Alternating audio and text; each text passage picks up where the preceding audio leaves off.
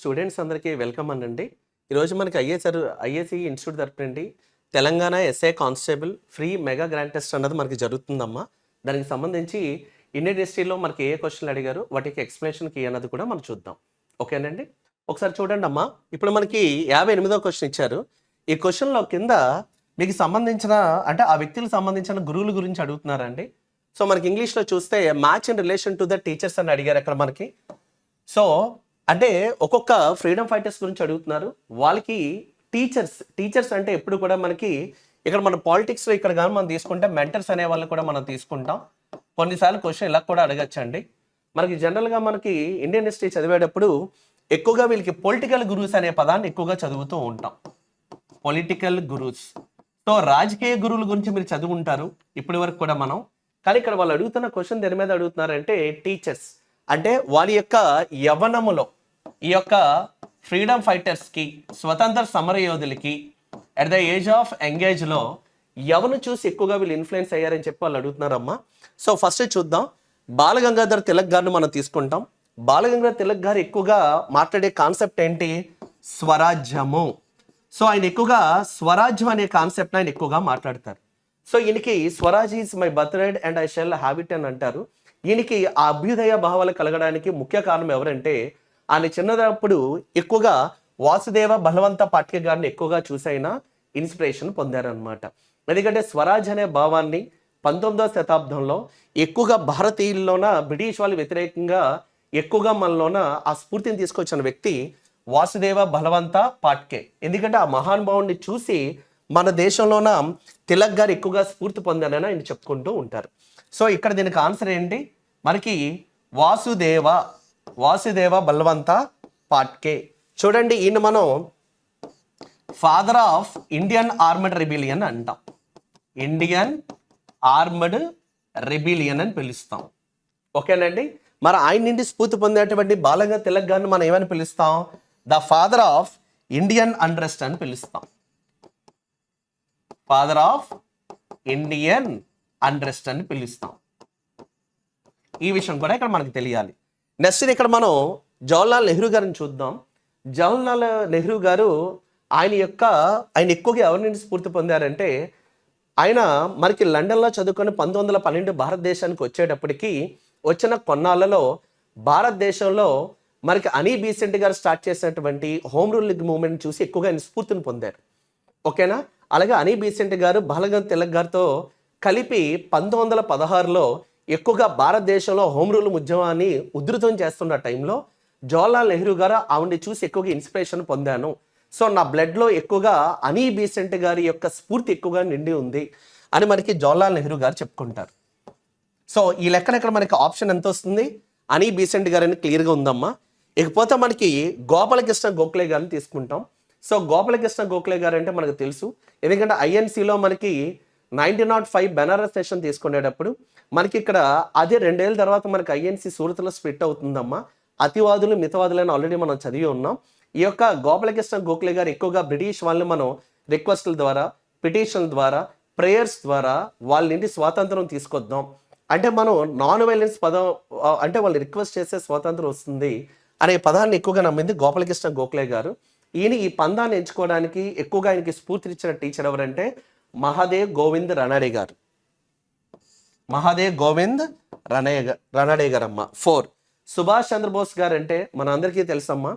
సుభాష్ చంద్రబోస్ గారు మహాత్మా గాంధీ గారి యొక్క స్ఫూర్తితో నాన్ కోఆపరేషన్ మూవ్మెంట్లో పార్టిసిపేట్ చేయడానికి వస్తూ ఆల్ ఇండియాలోన ఐసీఎస్లో 4వ ర్యాంక్ వచ్చి 1921లో రిజైన్ చేసి మహాత్మా గాంధీ గారు నాన్ కోఆపరేషన్ మూవ్మెంట్ 1922లో సడన్గా ఆగిపోయిన తర్వాత ఏం చేయాలో తెలియని పరిస్థితుల్లో చిత్తరంజన్ దాస్ గారు, మోతీలాల్ నెహ్రూ గారు లాంటి గొప్ప గొప్ప లీడర్లందరూ కూడా బయటకు వచ్చి స్వరాజ్ అనే పార్టీని స్థాపిస్తారు. ఆ పార్టీని స్థాపించాలనే కాన్సెప్ట్ 22వ మొదలవుతుంది. కానీ 1 జనవరి 1923 స్వరాజ్ పార్టీ స్థాపించిన తర్వాత చిత్తరంజన్ గారి యొక్క భావాలకి బాగా ఆకర్షితుడైనటువంటి మన సుభాష్ చంద్రబోస్ గారు చిత్తరంజన్ దాస్ గారు తనకి ఒక టీచర్, పొలిటికల్ గురువు అన్నీ తానే అని చెప్పి చిత్తరంజన్ దాస్ గారిని తన యొక్క టీచర్ కమ్ పొలిటికల్ గురువుగా తీసుకున్నారు. సో సుభాష్ చంద్రబోస్ గారికి చిత్తరంజన్ దాస్ గారిని మనం తీసుకుంటాం. సో ఇక్కడ ఆప్షన్ 2లో ఉన్నారు. దీని కరెక్ట్ ఆన్సర్ 3142. 3142. అంటే ఈ క్వశ్చన్కి కరెక్ట్ ఆన్సర్ ఆప్షన్ 2 అమ్మ. సరే, ఇప్పుడు నెక్స్ట్ క్వశ్చన్ ఒకటి చూద్దాం అమ్మా. ఈ నెక్స్ట్ క్వశ్చన్లో మనకి ఏమి ఇచ్చాడంటే match the following titles of the Gupta Kings అన్నారు. సో గుప్త రాజుల యొక్క బిరుదులకి సంబంధించి జతపరచమని చెప్పాడమ్మా. ఇందులో మనం ఒక్కొక్కరిని చూద్దాం. శ్రీగుప్తుడు, ఓకేనమ్మా. మనం శ్రీగుప్తుని మనం జనరల్గా ఎలా మనం గుర్తుపెట్టుకుంటాం? Is nothing but founder of Gupta dynasty అని మనం చెప్పుకుంటాం. సో గుప్త సామ్రాజ్య స్థాపకుడిగా శ్రీగుప్తుని చెప్పుకుంటాం. సో ఈ శ్రీగుప్తుడు, అలాగే ఆయన తర్వాత వచ్చిన ఘటోత్కచ గుప్తా, వీళ్ళిద్దరు కూడా స్టార్టింగ్లో మహారాజా అనే బిరుదులు మాత్రమే కలిగి ఉండేవారు.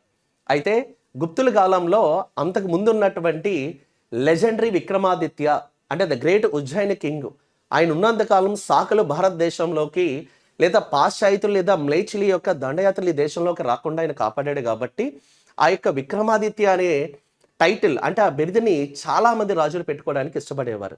అందులో గుప్త వంశ స్థాపకుడైన శ్రీగుప్తుడు తన పేరులో మహారాజా అనే ఒక బిరుదు పక్కన విక్రమాదిత్యుడు అనే టైటిల్ని తగిలించుకోవడం, అలాగే గుప్త సామ్రాజ్యంలో అత్యంత పవర్ఫుల్ అయిన గుప్తరాజు అయిన చంద్రగుప్త II తన పేరు చివరన చంద్రగుప్త విక్రమాదిత్య అనే పేరుని పెట్టుకోవడం కూడా చూసామమ్మా.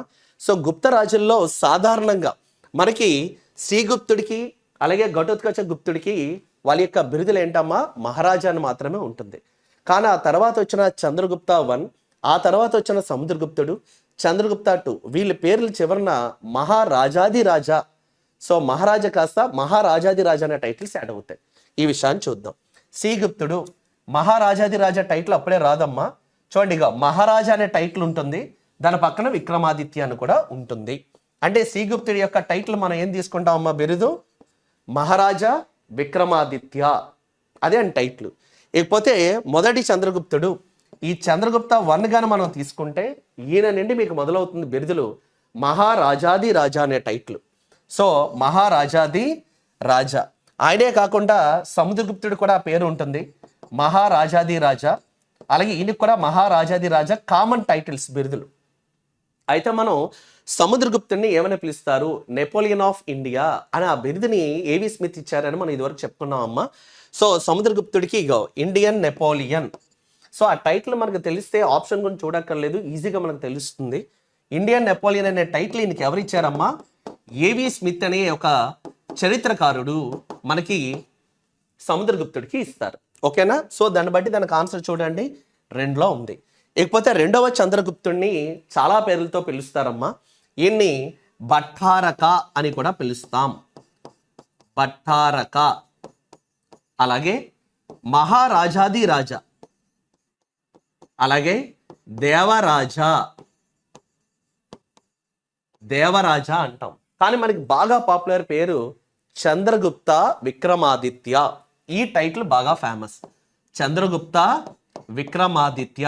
ఎందుకంటే ఈ టైటిల్ని చాలామంది రాజుల చరిత్రలో పెట్టుకున్నారు, కానీ ఈయన పేరుని పెట్టుకొని ఎక్కువ పాపులారిటీ తీసుకొచ్చారు అని చరిత్రకారుల యొక్క అభిప్రాయము. ఈ లెక్కన ఇన్ని చంద్రగుప్త IIని ఏమని పిలుస్తాం మనం?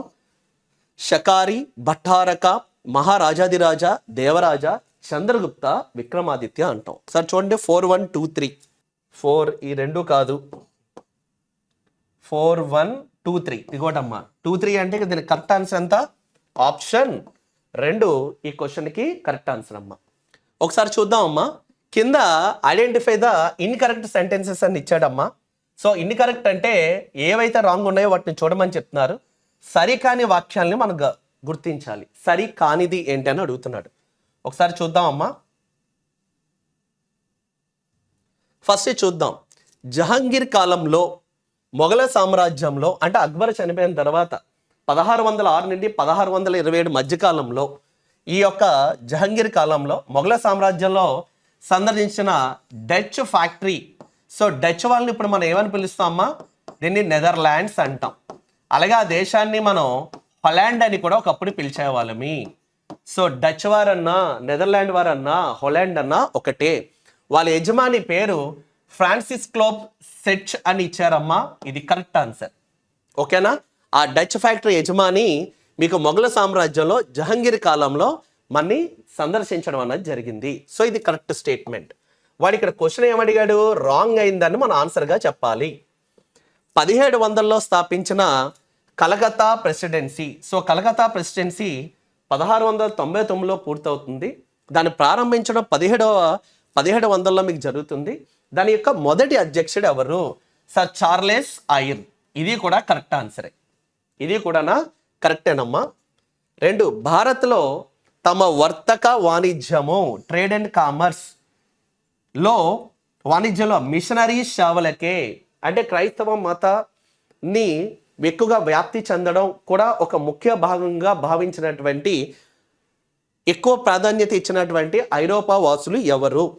అది వాళ్ళు అడుగుతున్నారు. ఐరోపా వాసులు అంటే మనకి ఎవరు వస్తారు? పోర్చుగీస్ వారు, డచ్ వారు, అలాగే డేన్స్ అంటే డెన్మార్క్. డెన్మార్క్ వాళ్ళని మనం డేన్స్ అని పిలుస్తామమ్మా. డచ్ వారిని మనం ఏమంటాం? నెదర్లాండ్ లేదా హొలాండ్ అని మనం పిలుస్తాం. మనం వీళ్ళ తర్వాత మనకి బ్రిటిష్ వాళ్ళు, ఫ్రెంచ్ వాళ్ళు, వీళ్ళందరినీ కూడా మనం ఐరోపా వాసులుగా పిలుస్తాం. సో వాళ్ళు భారతదేశాన్ని వర్తక వాణిజ్యం అనే పేరుతోటి మిషనరీల యొక్క వ్యాప్తి కోసం భారతీయ సంపదని దోచుకోవడానికి వచ్చినటువంటి ఐరోపా వాసులుగా వాళ్ళు పిలుస్తాం. వీళ్ళలో మొట్టమొదటి వచ్చి చివరికి వెళ్ళింది పోర్చుగీస్ వాళ్ళని మన అందరికి కూడా తెలుసు. ఒకసారి క్వశ్చన్ మళ్ళీ చూద్దాం. భారత్లో తమ వర్తక వాణిజ్యంలో ఇది అందరూ చేశారు, కానీ మిషనరీ సేవల్లో అత్యధిక ప్రాధాన్యం అన్నాడు.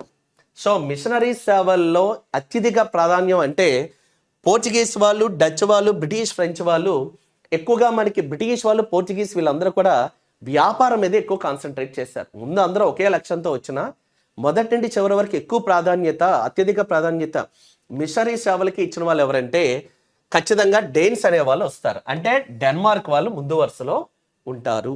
సో ఇక్కడ ఆప్షన్లో డేన్స్ అన్నాడు. డేన్స్ అంటే ఎవరమ్మా? డెన్మార్క్. సో ఈ లెక్కన మనకి ఈ స్టేట్మెంట్ కూడా కరెక్టే. 1760లో వండవాసి, చూడండి అమ్మా, వాండివెష్ ఈ యొక్క యుద్ధాన్ని బ్యాటిల్ ఆఫ్ వాండివెష్, ఇది 22వ తారీఖు జనవరి 1760న మీకు జరిగింది. ఇది ఎక్కడ? తమిళనాడులోని వండవాసి అనే ప్రాంతంలో జరిగింది. ఏ రాష్ట్రం? తమిళనాడులో జరిగింది. ఎవరెవరి మధ్య ఇది జరిగింది? ఇది బ్రిటిష్ ఈస్ట్ ఇండియా కంపెనీ వాళ్లకు మరియు ఫ్రెంచ్ ఈస్ట్ ఇండియా కంపెనీ వాళ్ళకి సహాయంగా వచ్చిన వాళ్ళు మరాఠాలు. Okay, Maratha empire. ఓకేనా? సో మరాఠా సామ్రాజ్యం యొక్క సపోర్ట్ తోటి ఫ్రెంచ్ ఈస్ట్ ఇండియా కంపెనీకి, బ్రిటిష్ ఈస్ట్ ఇండియా కంపెనీకి ఆధిపత్య పోరు అన్నది మీకు జరుగుతుంది. ఎందుకంటే ఈ బ్యాటిల్ మనం దక్షిణ భారతదేశం జరిగిన యుద్ధాల్లో, బ్రిటిష్ ఫ్రెంచ్ యుద్ధాల్లో అత్యంత ముఖ్యమైన యుద్ధాలుగా మనం చెప్పడం జరుగుతుంది. అయితే మరాఠాలు, ఫ్రెంచ్లు కలిసినప్పటికీ యుద్ధంలో గెలిచిన వాళ్ళు ఎవరమ్మా? బ్రిటిష్ ఈస్ట్ ఇండియా కంపెనీ వాళ్ళు మాత్రమే గెలుస్తారు. ఇప్పుడు చూద్దాం. 1760లో. సో ఇది కరెక్టు. ఏంటి? వందవాసి కరెక్టు. డచ్ మరియు బ్రిటిష్ మధ్య జరిగింది. ఎక్కడ రాంగ్ ఉంది? డచ్ అన్నాడు, అది డచ్ మధ్య జరగలేదు. సో బ్రిటిష్ కరెక్టే. ఎవరి మధ్య? ఫ్రెంచ్ వారి మధ్య జరిగింది. సో ఇక్కడ ఏంటిది? Wrong answer. సో డచ్ కాదమ్మా, ఫ్రెంచ్ వారి మధ్య జరిగింది. సో ఈ క్వశ్చన్ కరెక్ట్ ఆన్సర్ ఆప్షన్ 4. ఎందుకంటే రాంగ్ ఉన్నదన్నే వాళ్ళు ఆన్సర్గా చేయమన్నారు. క్వశ్చన్ సరికానది కాబట్టి. నెక్స్ట్ అమ్మా, నెక్స్ట్ క్వశ్చన్ చూద్దాం. Find the right pair of the following అన్నాడు. అంటే అర్థం ఏంటి? సరైన జత అనేదాన్ని మనం గుర్తించాల్సి ఉంటుందమ్మా.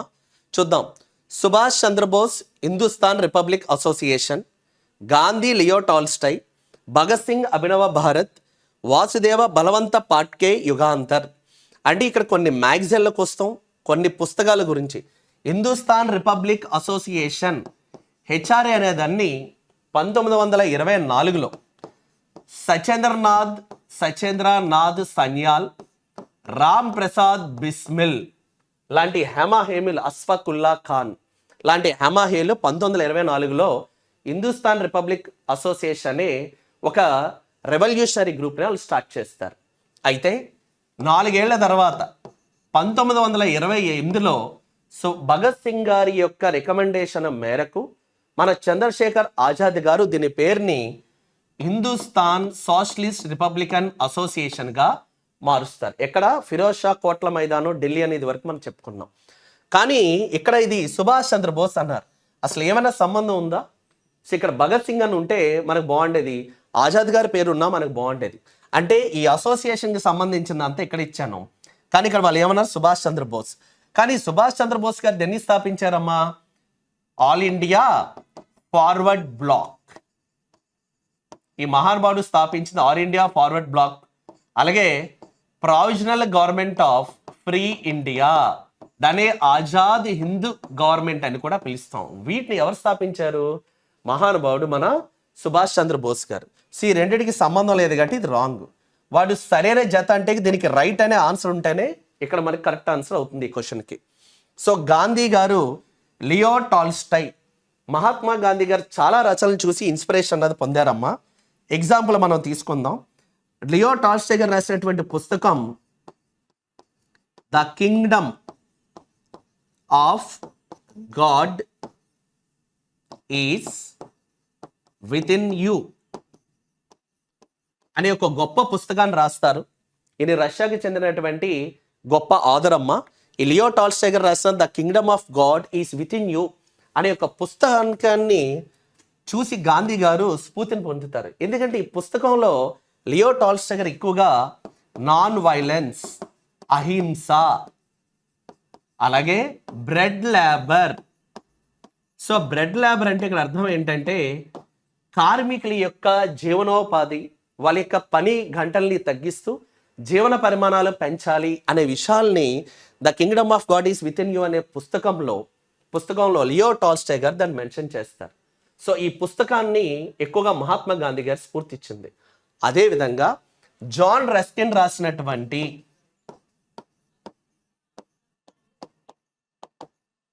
అంటూ దిస్ లాస్ట్, ఈ పుస్తకం కూడా మహాత్మా గాంధీ గారికి అత్యధిక స్ఫూర్తినిచ్చినటువంటి పుస్తకాలు. తర్వాత రోజుల్లో సర్వోదయ, సివిల్ డిసోబీడియన్స్, అలాగే మనకి హెన్రీ థోరో, ఈ ముగ్గురు ఆదర్శ్ గాంధీ గారికి ఇంపార్టెంట్. సో ఇక్కడ సరైన జత అంటే ఇది కరెక్టా కాదా? చూడండి, ఇది మీకు కరెక్ట్గా కనబడుతుంది. ఇక్కడ గాంధీ లియో టాల్స్టాయ్కి సంబంధం ఉంది. భగత్ సింగ్, సో ఇక్కడ అభినవ భారత్ అన్నారు. అభినవ భారత్ అన్న దాన్ని ఫామ్ చేసింది ఎవరమ్మా? బిడి సావర్కర్, అలాగే గణేష్ దామోదర్ సావర్కర్. సో వీళ్ళు మనం సావర్కర్ బ్రదర్స్ అని పిలుస్తాం. సో అభినవ భారత్ని మీకు ఏర్పాటు చేసిన వాళ్ళు వినాయక్ దామోదర్ సావర్కర్ గారు, వాళ్ళ యొక్క బ్రదర్ అయినటువంటి గణేష్ దామోదర్ సావర్కర్ గారు, అలాగే వాళ్ళు ఇంకొక బ్రదర్ కూడా ఉంటారు నారాయణ గారు, అది ఇక్కడ ప్రస్తావన లేదు. వాళ్ళిద్దరూ అభినవ భారత్ అనే సభని స్టార్ట్ చేస్తారు. మరి భగత్ సింగ్ గారికి దీనికి ఏమైనా సంబంధం ఉందా అంటే సంబంధం లేదమ్మా. భగత్ సింగ్ గారు స్టార్ట్ చేసింది ఏంటి? నవజవాన్ భారత్ సభ అనే ఈ యొక్క ఆర్గనైజేషన్ని మన యొక్క భగత్ సింగ్ గారు స్థాపిస్తారు. సో ఈ రెండింటికి సంబంధం లేనిది ఇచ్చారు కాబట్టి ఇది రాంగ్ ఆన్సర్. నాలుగోది వాసుదేవ బలవంత పాట్కే గారు అని ఇచ్చారమ్మా. సో వాసుదేవ బలవంత పాట్కే గారు యుగాంతర్ అట. యుగాంతర్ అనే దానికి మరొక పేరు జుగాంతర్. దీన్ని జుగాంతర్ అని కూడా పిలుస్తాం. దీన్ని స్థాపించింది మన అరబిందో ఘోష్ గారి యొక్క బ్రదర్ అయినటువంటి బరేంద్ర కుమార్ ఘోష్. బరేంద్ర కుమార్ ఘోష్ గారు మనకి ఈ యొక్క యుగాంతర్ లేదా జుగాంతర్ అనే పత్రికని స్థాపిస్తారు. అయితే వాసుదేవ బలవంత పాట్కే గారు అని మనం చెప్పుకున్నామమ్మా. ఆల్రెడీ ముందు క్వశ్చన్లో కూడా మనం చెప్పుకున్నాం. ఎందుకంటే తిలక్ గారికి ఎక్కువగా ఈయనే మీకు స్ఫూర్తి అని చెప్పుకున్నాం మనం. ఈ మహానుభావుడు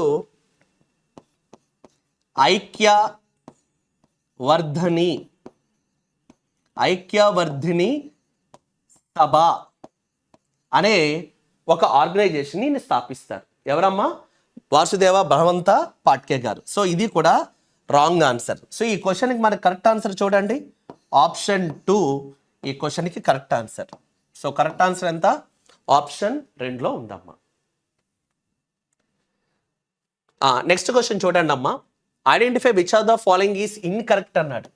ఈ కింద ఇచ్చిన వాటిలో రాంగ్ ఏదో మనం చెప్తే అది ఈ యొక్క క్వశ్చన్కి ఆన్సరు. ఎప్పుడైనా ఇలాగ వచ్చేటప్పుడు చూసుకోవాలి. కింద వాటిలో సరైనది కానిది అన్నాడు. అజంతా మరియు ఎల్లోరా గుహలు సత్పురా పర్వతాల్లో నిర్మించబడ్డాయి. సత్పురా పర్వతాలు అన్నది రాంగ్ ఆన్సర్ అమ్మా. ఇది ఎక్కడెక్కడ మనకి? సాహిద్రి. సాయిద్రి మౌంటైన్ రేంజెస్. వాటిని మనం ఎక్కడున్నాయని చెప్పుకుంటామా? వెస్టర్న్ ఘాట్స్. ఎందుకంటే మన భారతదేశం తీసుకుంటే ఈ మహారాష్ట్ర ఏరియా తీసుకుంటాం. ఈ గుజరాత్ రెండు కానీ మీరు తీసుకుంటే మనం ఏమని పిలుస్తాం వాటిని? గుజరాత్లో కాస్త, తమిళనాడులో కాస్త తీసుకుంటే ఇదంతా వెస్టర్న్ ఘాట్స్ అంటాం. ఈ వెస్టర్న్ ఘాట్స్లో కర్ణాటక, కేరళ క్రూషియల్. కారణం ఏంటంటే ఎల్లోరా, అజంతా గుహలు అన్న మనకి ఎక్కడున్నాయి? ఔరంగాబాద్. ఇవి మనకి ఔరంగాబాద్. ఔరంగాబాద్ అన్నది ఎక్కడుంది మనకి? మహారాష్ట్రలో ఉంది. సో మహారాష్ట్ర తీసుకుంటే చూడండి, గుజరాత్, మహారాష్ట్ర ఏ ఘాట్స్లోకి వస్తుంది? పశ్చిమ కనుమలు అంటే ఇన్ వెస్టర్న్ ఘాట్స్లో ఉన్నాయి. ఏవి? అజంతా, ఎల్లోరా గుహలు. సో సత్పురా పర్వతాల్లో నిర్మించారు అన్నది రాంగ్ ఆన్సర్. అజంతా గుహలు బౌద్ధ మతానికి చెందినవి. ఒక విషయం గుర్తుపెట్టుకోవాలి, అజంతా ఎల్లోరా గుహల్లో బౌద్ధ మతము, జైన మతము, హిందూ మతానికి సంబంధించినటువంటి చాలా గుహలు, వాటికి సంబంధించిన శాసనాలు, దేవాలయాలు అక్కడ ఉన్నాయి మనకి. ఓకేనమ్మా? సో బౌద్ధ మతానికి చెందినది. ఓకే. ఎల్లోరా గుహల్లో బౌద్ధ, ఎందుకంటే అజంతా గుహల్లో ఎక్కువగా మనకి బౌద్ధ మతానికి చెందిన దేవాలయాలు ఎక్కువగా ఉన్నాయి. కానీ ఎల్లోరా గుహల్లోకి వెళ్తే బౌద్ధ, జైన మరియు హిందూ మతాలకి చెందిన కూడా ఉన్నాయి. ఓకేనమ్మా? సో మనకి అజంతాలో ఇప్పుడు కానీ మనం చూస్తే బౌద్ధ మతానికి సంబంధించినవి ఎక్కువగా గుహలు ఉంటాయి. జనరల్గా మనకి అజంతా గుహల్లో 29 ఉంటాయమ్మా. అక్కడ మీకు మొత్తం గుహలు. ఎల్లోరా మొత్తం 34 గుహలు ఉంటాయి.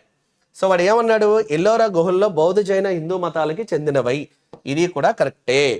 అజంతా మరియు ఎల్లోరాల్లో దాదాపుగా 30కి పైగా గుహలు ఉన్నాయి అన్నాడు. ఫస్ట్ అందులో అజంతాల మొత్తం గుహలు 29. అందులో చాలా కొన్ని శిథిలావస్థలు కూడా ఉన్నాయమ్మా. ఎల్లోరాలో మొత్తం ఉన్నటువంటి గుహలు 34. ఎల్లోరా మొత్తం గుహలు ఏంటమ్మా? 34. కైలాసనాథ టెంపుల్ కేవ్ నెంబర్ 16 అని మనం చెప్పుకున్నాం. ఇదివరకు మీకు గుర్తుందా లేదో ఎల్లోరాలో. సో అలాంటి అత్యంత పవర్ఫుల్ దేవాలయాలు కూడా అక్కడే ఉన్నాయి. రాష్ట్రకూట్ల రాజన్న కృష్ణ కూడా అక్కడ కట్టిస్తారు అక్కడ మనకి. ఓకేనా? ఈ అజంతా ఎల్లోరా గుహలకి సంబంధించి నిర్మాణ స్థాయిలు ఎక్కువగా రాష్ట్రకూట్లు, శాతవాహనులు ఎక్కువగా ఇవి ఫాలో అవుతూ ఉంటాయి. సో అజంతాలో వీటిలో దాదాపుగా 30 అన్నాడు కాబట్టి ఇక్కడ ఒకటి, అక్కడ తగ్గిస్తే యావరేజ్ కాబట్టి ఇది కూడా తీసుకోవచ్చు. సో ఇది కూడా దాదాపుగా అన్నాడు కాబట్టి కరెక్టే. సో ఇక్కడ కరెక్ట్ ఆన్సర్ ఏంటి? రాంగ్ ఉన్నది 1 కాబట్టి ఈ క్వశ్చన్ కరెక్ట్ ఆన్సర్ ఏంటమ్మా? 1. నెక్స్ట్ క్వశ్చన్ చూడండి అమ్మా. Identify the incorrect sentence in the following అన్నాడు. అంటే ఏంటి? రాంగ్ ఉన్నది మనం చెప్పాలి, సరికాని వాక్యము అన్నాడు. చాచనామా. ఈ చాచనామాని మనం ఏమని పిలుస్తాం? మనం ఫతే నామా సింధ్ అని కూడా పిలుస్తాము.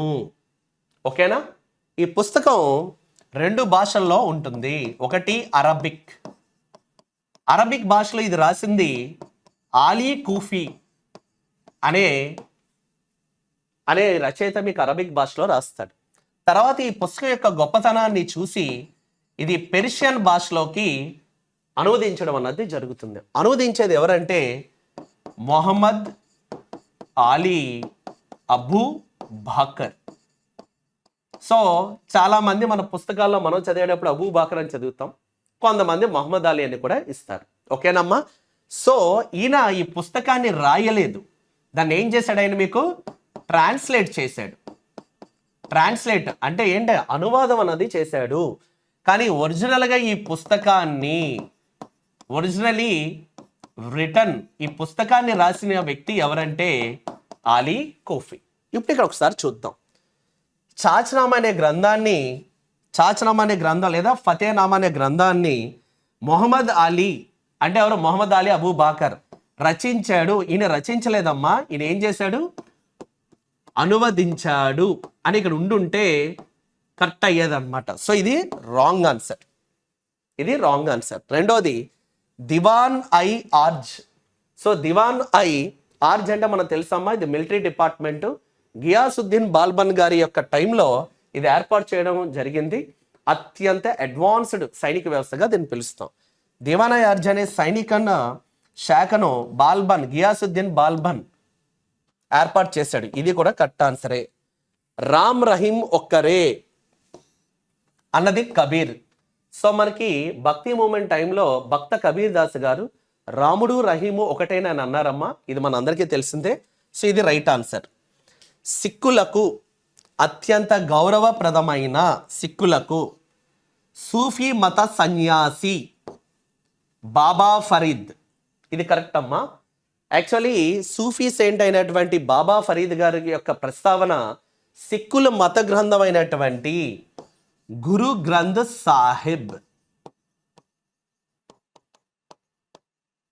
సాహిబ్ దీన్నే మనం ఆది గ్రంథం అని కూడా పిలుస్తారు.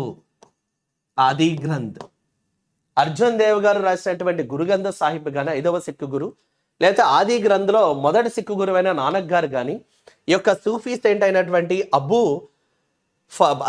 మనకి బాబా ఫరీద్ గారి యొక్క ప్రస్తావనను వీళ్ళ యొక్క సిక్కుల మత గ్రంథాల్లో ఈ మహానుభావుడు చెప్పినటువంటి ఆ రచనలను ఆయన యొక్క ఉవాచను కూడా అందులో చెప్పడం జరిగిందమ్మా.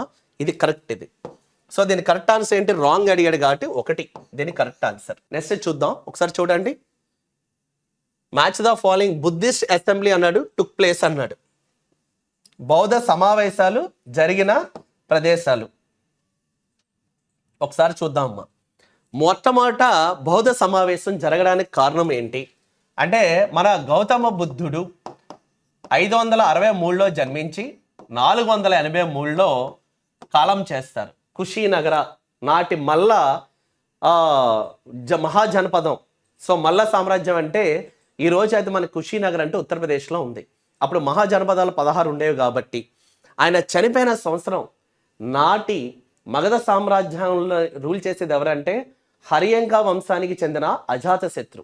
సో గౌతమ బుద్ధుడు చనిపోగానే ఫస్ట్ బౌద్ధ సమావేశం 483 బీసీలో జరిగింది. అప్పటికి పాట్లీపుత్ర అనే రాజ్యానికి సంబంధించి ఆలోచన పునాదులు జరిగిన ఉదయం వచ్చాక మీకు అది మారుతుంది. అంతవరకు హరియంక వంశానికి చెందినటువంటి ఎవరు దీన్ని స్టార్ట్ చేస్తారు? హరియంక డైనాసిటీకి చెందినటువంటి అజాత శత్రు. అప్పటికి వాళ్ళ సామ్రాజ్యం చూడండి, రాజగృహమే కదా, రాజగిరి లేదా రాజగృహము. సో ఇది కరెక్ట్ ఆన్సర్. సో 1కి 1 కరెక్ట్ సరిపోయిందమ్మా. రెండవ బౌద్ధ సమావేశం గౌతమ బుద్ధుడు చనిపోయిన 100 ఏళ్లకు అంటే 383 బీసీలో శిశునాగ వంశానికి చెందిన కాల అశోకుడు దాన్ని కండక్ట్ చేస్తాడు. ఎవరమ్మా? కాల అశోకుడు. సో ఆ టైంలో వాళ్ళకి ఇంపార్టెంట్ క్యాపిటల్స్ ఏంటి మగధలో అంటే, మనం స్టార్టింగ్ చూసే రాజగృహము, వైశాలి, పాటలీపుత్రం, ఇవి ఇంపార్టెంట్. సో కాల అశోకుడు దాన్ని వైశాలి ప్రాంతంలో చేస్తాడు. ఓకే, 4లో ఉంది చూడండి అమ్మా. సో ఇక్కడ వైశాలి రెండవ బౌద్ధం దాన్ని ఎవరు చేస్తారమ్మా? కాల అశోక. ఏ వంశానికి చెందినవాడు? శిశునాగా డైనాసిటీ. సో వైశాలి బీహార్లో ఉంది, రాజగృహము కూడా బీహార్. నాటి మగధే నేటి బీహార్. ఓకే, నాటి పాట్లీపుత్రమే నేటి పాట్నా అంటే బీహార్. 3వ బౌద్ధ సమావేశం సామ్రాట్ అశోక్ 250 బీసీలో కళింగ యుద్ధం తర్వాత యుద్ధ బేరిఘోష అన్న దాన్ని వదిలి ధమ్మఘోష వైపుగా ఆయన యొక్క పైన మొదలైనడానికి కారణమైనటువంటి 3వ బౌద్ధ సంగీత లేదా సమావేశం 250 బీసీ పాట్లీపుత్రంలో జరుగుతుంది. అంటే ఇక్కడ 2, వైశాలి అంటే ఇది 4. సో పాట్లీపుత్రం. ఓకేనమ్మా. ఆ టైంలో మనకి Ashoka of Mauryan empire. So Maurya వంశానికి చెందినటువంటి అశోకుడు దాన్ని స్టార్ట్ చేస్తారు. ఇకపోతే మనకి 4వ బౌద్ధ సంగీత్ ఎప్పుడు జరిగింది? 72 ఏడీలో జరుగుతుంది. దీన్ని కండక్ట్ చేసిన వ్యక్తి కుషాన్ల రాజు అయిన కనిష్కుడు. కనిష్క ఆఫ్ కుషాన్ ఈయన చేస్తాడు. ఎక్కడది? కాశ్మీర్కి చెందినటువంటి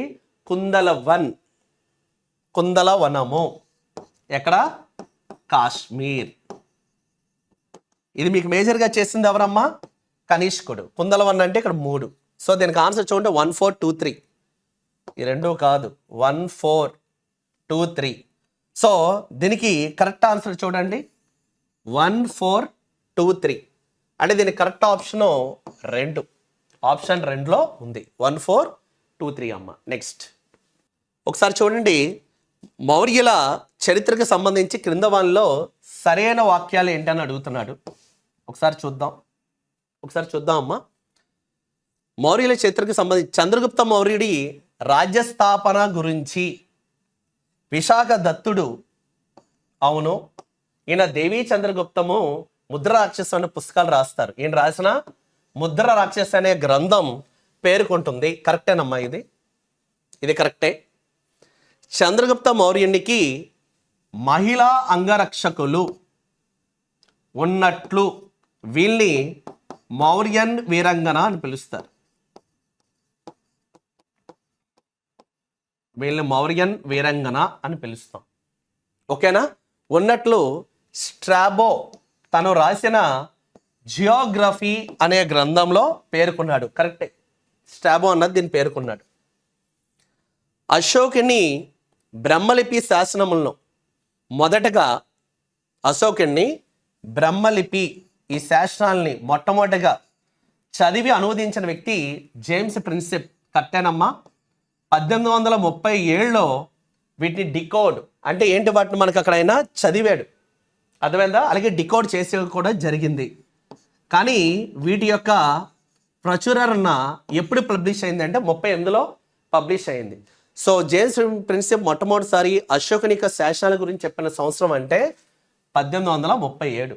కానీ ప్రచురితమైన సంవత్సరం అంటే 1838. ఇది కూడా కరెక్టేనమ్మా. సో దీనికి కరెక్ట్ ఆన్సర్లు 3 కూడా కరెక్ట్గానే ఉన్నాయమ్మా. ఓకే, సో దీని కరెక్ట్ ఆన్సర్ ఏబిసి.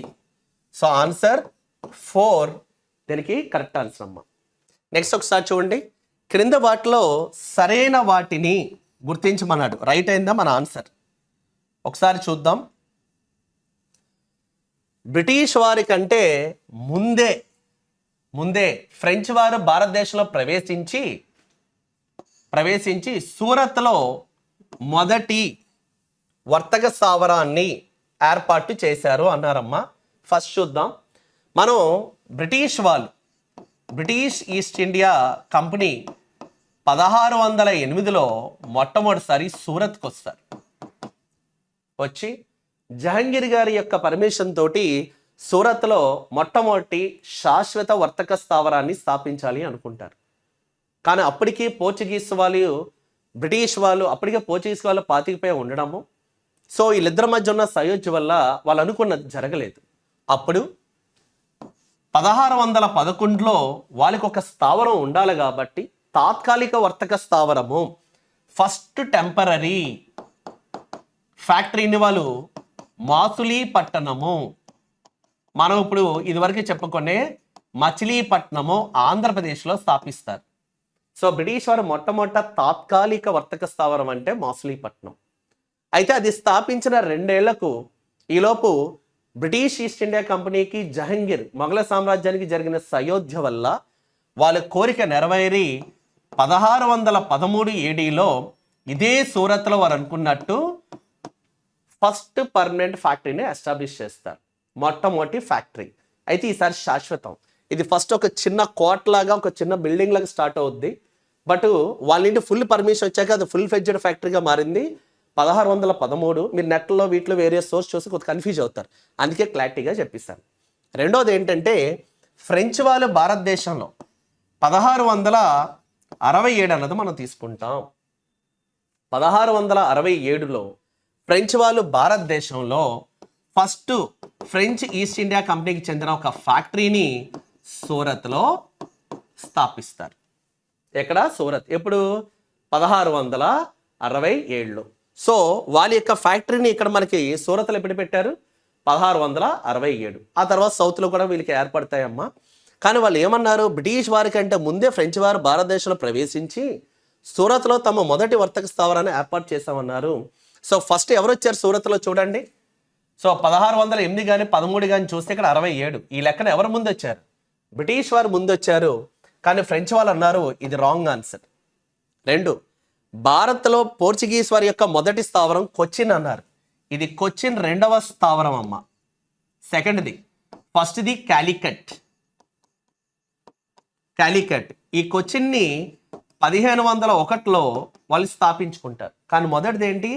కాలికట్ 1507లో స్థాపిస్తారు. ఇది ఫస్ట్ది. ఆ తర్వాత గోవా. ఇవి పోర్చుగీస్ వారికి ఇంపార్టెంట్ వర్తక స్థావరాలు. సో వారి యొక్క మొదటి స్థావరం కొచ్చిన్ అన్నారు. సో కొచ్చిన్ రెండవది కాబట్టి కాలికట్ మొదటిది, అంటే ఇది రాంగ్ ఆన్సర్. క్రీస్తు శకం 1605లో డచ్ వారు 1605లో డచ్ అంటే మీకు చెప్పాను నెదర్లాండ్స్, భారత్లో తమ ప్రథమ వర్తక స్థావరాన్ని అంటే వాళ్ళ యొక్క ఫస్ట్ ట్రేడింగ్ సెటిల్మెంట్ని మచిలీపట్నము లేదా మాస్లీపట్నం అంటే ఆంధ్రప్రదేశ్లో 1605లో ఈ డచ్ వారు స్టార్ట్ చేశారని చెప్తున్నారు. ఇది కరెక్ట్ ఆన్సర్. సో ఇక్కడ ఏంటి కరెక్ట్ ఆన్సర్ కావాలి, సి ఒకటే కరెక్ట్. సో ఈ క్వశ్చన్కి కరెక్ట్ ఆప్షన్ 3. ఓకేనమ్మా. నెక్స్ట్ క్వశ్చన్ చూడండి అమ్మా. Identify the correct statements in the following అన్నాడు. కింద వన్లో సరైన వాక్యాలను గుర్తించమని అక్కడ చెప్పాడమ్మా. మనం ఒకసారి చూద్దాం. సరైన వాక్యాలు అడిగారంటే ఇక్కడ మనకు కావాల్సిన ఆన్సర్ ఏంటి, రైట్ ఉన్నదని మనం చూడాలన్నమాట. 1905 అక్టోబర్ 26న బెంగాల్ విభజన జరిగింది. బెంగాల్ విభజన అన్నది మనకి 16 అక్టోబర్ 1905న మనకి జరుగుతుంది. కారణం నాటి బ్రిటిష్ వైస్రాయ్ లార్డ్ కర్జన్ ఈడు 1899 నుండి ఈయన 1905 వరకు ఉంటారు బ్రిటిష్ వైస్రాయ్గా. కానీ ఇక్కడ వీళ్ళు ఎంత ఇచ్చారు, అక్టోబర్ 26 అన్నారు. సో రాంగ్ ఆన్సర్ అమ్మా ఇది. సో బెంగాల్ విభజన 16 అక్టోబర్ని జరిగింది. 1907లో సూరత్ అంటే ఇప్పుడు మన గుజరాత్, అప్పట్లో బాంబే స్టేట్ అన్నమాట, జరిగిన ఐఎన్సి సమావేశంలో కాంగ్రెస్ 2 వర్గాలుగా చీలిపోయింది. అది కరెక్టేనమ్మా. 1907లో మనకి, ఎందుకంటే 1905 బెంగాల్ విభజన జరిగిన తర్వాత వందే మాత్రం అనే ఉద్యమాన్ని మన బాలగంగాధర్ తిలక్ గారు స్టార్ట్ చేస్తారు, the father of Indian unrest. అది వచ్చిన తర్వాత కాంగ్రెస్ 2గా చీలిపోతుంది. అతివాదులు మితవాదులు మోడరేట్స్ ఎక్స్ట్రీమిస్ట్గా విడిపోతుంది. ఆ చీలిక 1907 మనకి ఐఎన్సి సెషను సూరత్లో జరిగేటప్పుడు కాంగ్రెస్ 2 వర్గాలుగా విడిపోతుంది. అప్పుడు ఆ సెషన్కి హెడ్ ఎవరమ్మా, రాస్ బిహారీ ఘోష్ గారు ఆ యొక్క 1907 ఐఎన్సి సెషన్ సూరత్కి ఆయన నాయకుడిగా ఉంటారు. సో ఇది కరెక్టే.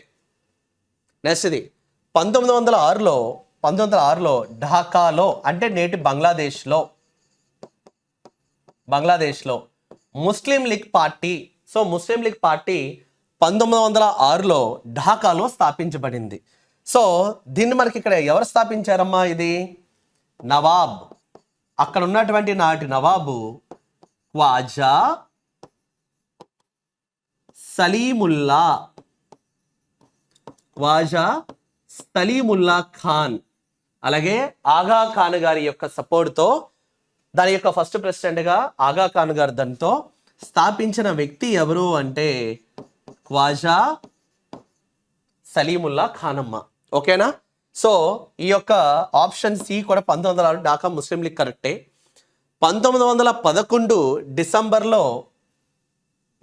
డిసెంబర్లో భారత్లో ఢిల్లీ దర్బార్, మనకి భారతదేశంలో ఢిల్లీ దర్బార్ అన్నది 12 డిసెంబర్ 1911న ఈ ఢిల్లీ డిసెంబర్కు నాటి బ్రిటిష్ రాజు కింగ్ జార్జ్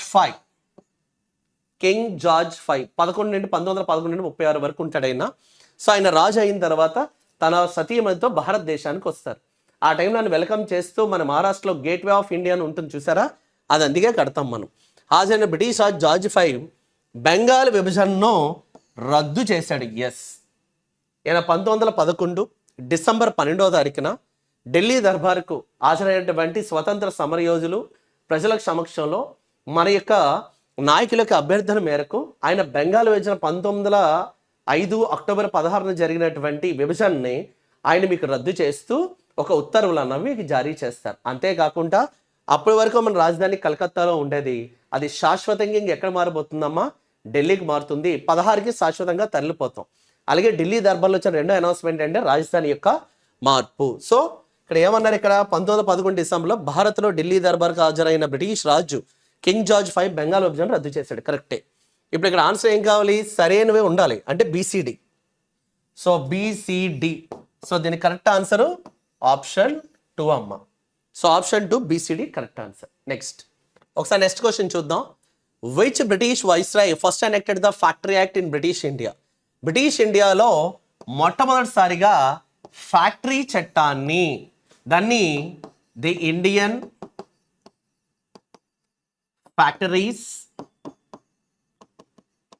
యాక్ట్ 1881, ఇది ఆ చట్టం అన్నమాట. So Indian factories act 1881. ఈ చట్టం ముఖ్యంగా ఏమవుతుందంటే భారతదేశంలో ఉన్నటువంటి లేబర్ కండిషన్స్, అంటే కార్మికుల యొక్క స్థితిగతుల్ని ఇది ఏం చేయాలనుకుంది? ఇంప్రూవ్ చేయాలి. అలాగే 7 సంవత్సరాల లోపు ఉండేటువంటి పిల్లలకు ఉద్యోగాల్లో తీసుకోకూడదు. సో బిలో 7 years ఉన్నటువంటి వాళ్ళకి చైల్డ్ లేబర్ని ఇది ఏం చేసిందమ్మా? కంప్లీట్గా అబాలిష్, నిషేధించింది. 7 ఏళ్లలోపు ఉండేటువంటి భారతదేశంలో ఉండే పిల్లలు ఎవరు కూడా ఫ్యాక్టరీలో పనిచేయకూడదు. అలాగే 12 సంవత్సరాల లోపు ఉండేటువంటి పిల్లలు యొక్క వర్కింగ్ అవర్స్ని ఇది ఏం చేస్తుంది? తగ్గిస్తుంది, తగ్గించమని చెప్పింది. ఇది ఇండియన్ ఫ్యాక్టరీస్ యాక్ట్. 81 అంటే ఆ టైంలో భారతదేశానికి వైస్రాయ్ లార్డ్ రీడింగ్ కాదమ్మా. ఎందుకంటే ఇక్కడ మనం లార్డ్ రీడింగ్ అని తీసుకున్నట్లయితే 21 నుండి 26 వరకు ఉంటాడు ఈయన.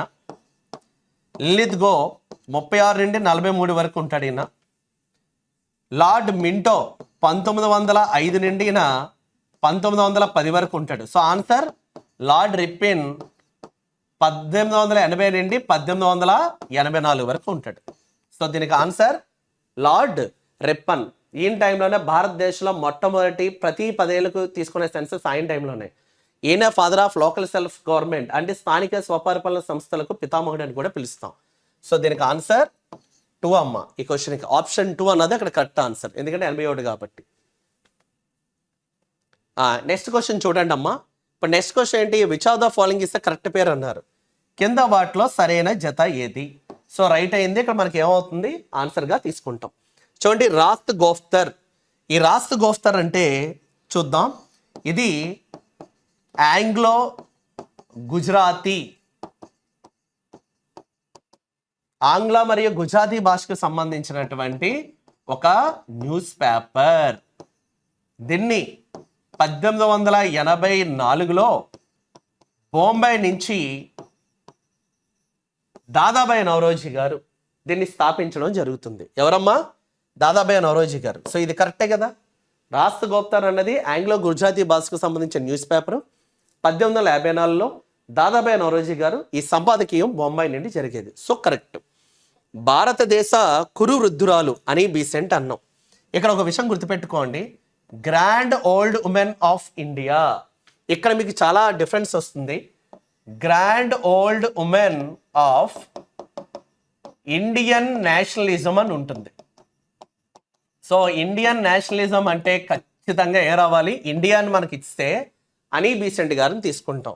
ఈ అనీ బీసెంట్ గారు 1917 ఇండియన్ నేషనల్ కాంగ్రెస్ సెషన్ కలకత్తాలో జరిగేటప్పుడు దానికి ఫస్ట్ ఉమెన్ ప్రెసిడెంట్గా ఉన్నారు. మొట్టమొదటి మహిళా ప్రెసిడెంట్ ఎవరు ఐఎన్సీకి అంటే ఆవిడే. ఓకేనమ్మా. సో ఇది అనీ బీసెంట్ గారికి. కానీ సో ఇది మన అనీ బీసెంట్ గారి గురించి చూస్తాం. కానీ ఇక్కడ మీరు ఒక విషయాన్ని కూడా గమనించాలి. గ్రాండ్ ఓల్డ్ లేడీ అని ఒక పదం ఉంది.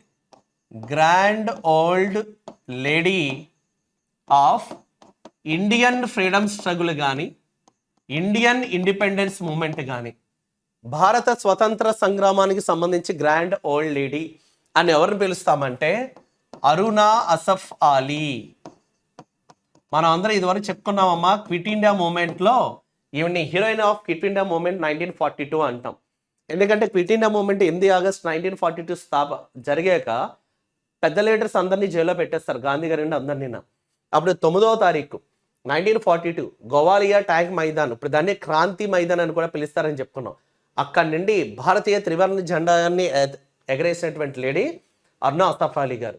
ఉషా మెహతా గారు, బిజు పట్నాయక్ గారు, జయప్రకాష్ నారాయణ గారితో కలిసి ఉద్యమాన్ని ముందుకు తీసుకెళ్తారు. ఓకేనా.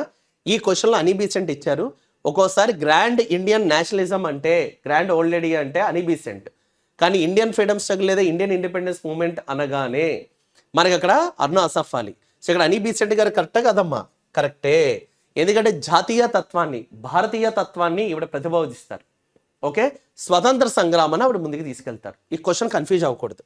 స్వామి వివేకానంద గదాధర చటోపాధ్యాయ, గదాధర చటోపాధ్యాయ ఈయన్ని మనకి ఇంకొక పేరు సెయింట్ ఆఫ్ దక్షిణేశ్వర్ అని పిలుస్తాం. Saint of Dakshineswar. ఈ పాటికి మీకు అర్థమై ఉండాలి, మన శ్రీ రామకృష్ణ పరమహంస గారిని మనం రామకృష్ణ పరమహంస గారి యొక్క అసలు పేరే గదాధర చటోపాధ్యాయ. అది ఎవరు ఒరిజినల్ ఏమమ్మా? మనకి గదాధర చటోపాధ్యాయని రామకృష్ణ పరమహంస గారిని పిలుస్తాం. ఆయన్నే మనకి ఇంకొక పేరు సెయింట్ ఆఫ్ దక్షిణేశ్వర్ అంటాం. ఈయన రామకృష్ణ మిషన్ ఏర్పాటు చేసిన స్వామి వివేకానంద గారికి యొక్క స్పిరిచువల్ గురువుగా ఆయన పిలుస్తాం. సో సాక్షాత్తు వీళ్ళిద్దరికి ఉన్న సంబంధం మన అందరికీ తెలిసిందే కాబట్టి వీళ్ళిద్దరికి సంబంధం ఉందా లేదమ్మా? ఉంది. సో స్వామి వివేకానంద గారు, ఆయన గురువు గారు రామకృష్ణ పరమహంస గారు. సో రామకృష్ణ మిషన్ పెడతారు, చూసారు కదా, చూడండి. సో ఇప్పుడు దీనికి కరెక్ట్ ఆన్సర్ ఏంటి? అన్నీ కరెక్ట్ అయ్యాయి. సో దీని కరెక్ట్ ఆన్సర్ పైవన్నీ, ఆల్ ఆఫ్ ద అబోవ్. ఓకేనా? నెక్స్ట్ క్వశ్చన్ అమ్మా. ఇప్పుడు నెక్స్ట్ క్వశ్చన్ చూడండి. Correctly list the areas where various animal remains were found in the Indus valley civilisation. ఒకసారి చూద్దాం.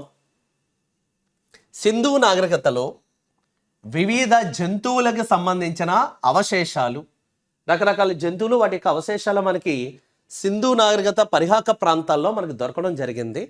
వాటిని మనం సరిగ్గా జతపరచాలి. అంటే ఏంటి? ఇక్కడ కరెక్ట్ అయిందే మన యొక్క ఆన్సర్గా మనం తీసుకుంటాం. ఓకేనమ్మా? ఇప్పుడు చూడండి, ఇందులో మనం లోతల్ అనే ప్రాంతం మనకి ఈరోజు ఎక్కడుంది? గుజరాత్లో ఉంది. సో ఇక్కడ మీకు చాలా విషయాలు తెలుసు, కాకపోతే ఇక్కడ మనకి ఇది కీ పేపర్ ఎక్స్ప్లెనేషన్ కాబట్టి మరీ డెప్త్ వెళ్తే ల్యాగ్లా ఉంటుంది. ఇదివరకు మనం చెప్పుకున్నాం, నెక్స్ట్ క్లాస్లో ఇంకా మనం బెటర్గా చెప్పుకోవచ్చు. సో లోతల్ గుజరాత్లో మీకు డాక్యార్డ్ ఉంటుంది, మీన్స్ ఆర్టిఫిషియల్ మీకు పోర్ట్ ఏరియాకి ఇది మనం దీన్ని పిలుస్తాం. శ్రీ ఎస్ఎల్డి అని ఇదివరకు చెప్పాను, శ్రీ లక్ష్మీదేవి, సుర్కొటడ, లోతల్, డోలావీరా అవన్నీ పోర్ట్ టౌన్గా పిలుస్తాం. ఇక్కడ గుర్రానికి సంబంధించినటువంటి మనకి టెర్రకొట్ట ఫిగరీన్ అన్నది ఇక్కడ మనకు జరుగుతుంది. అంటే టెర్రకొట్ట, ఇగో చూడండి, టెర్రకొట్ట గుర్రపు బొమ్మ అని ఇక్కడ ఉంది, చూసారా? అంటే గుర్రపు, ఓకే, కట్కమృగం.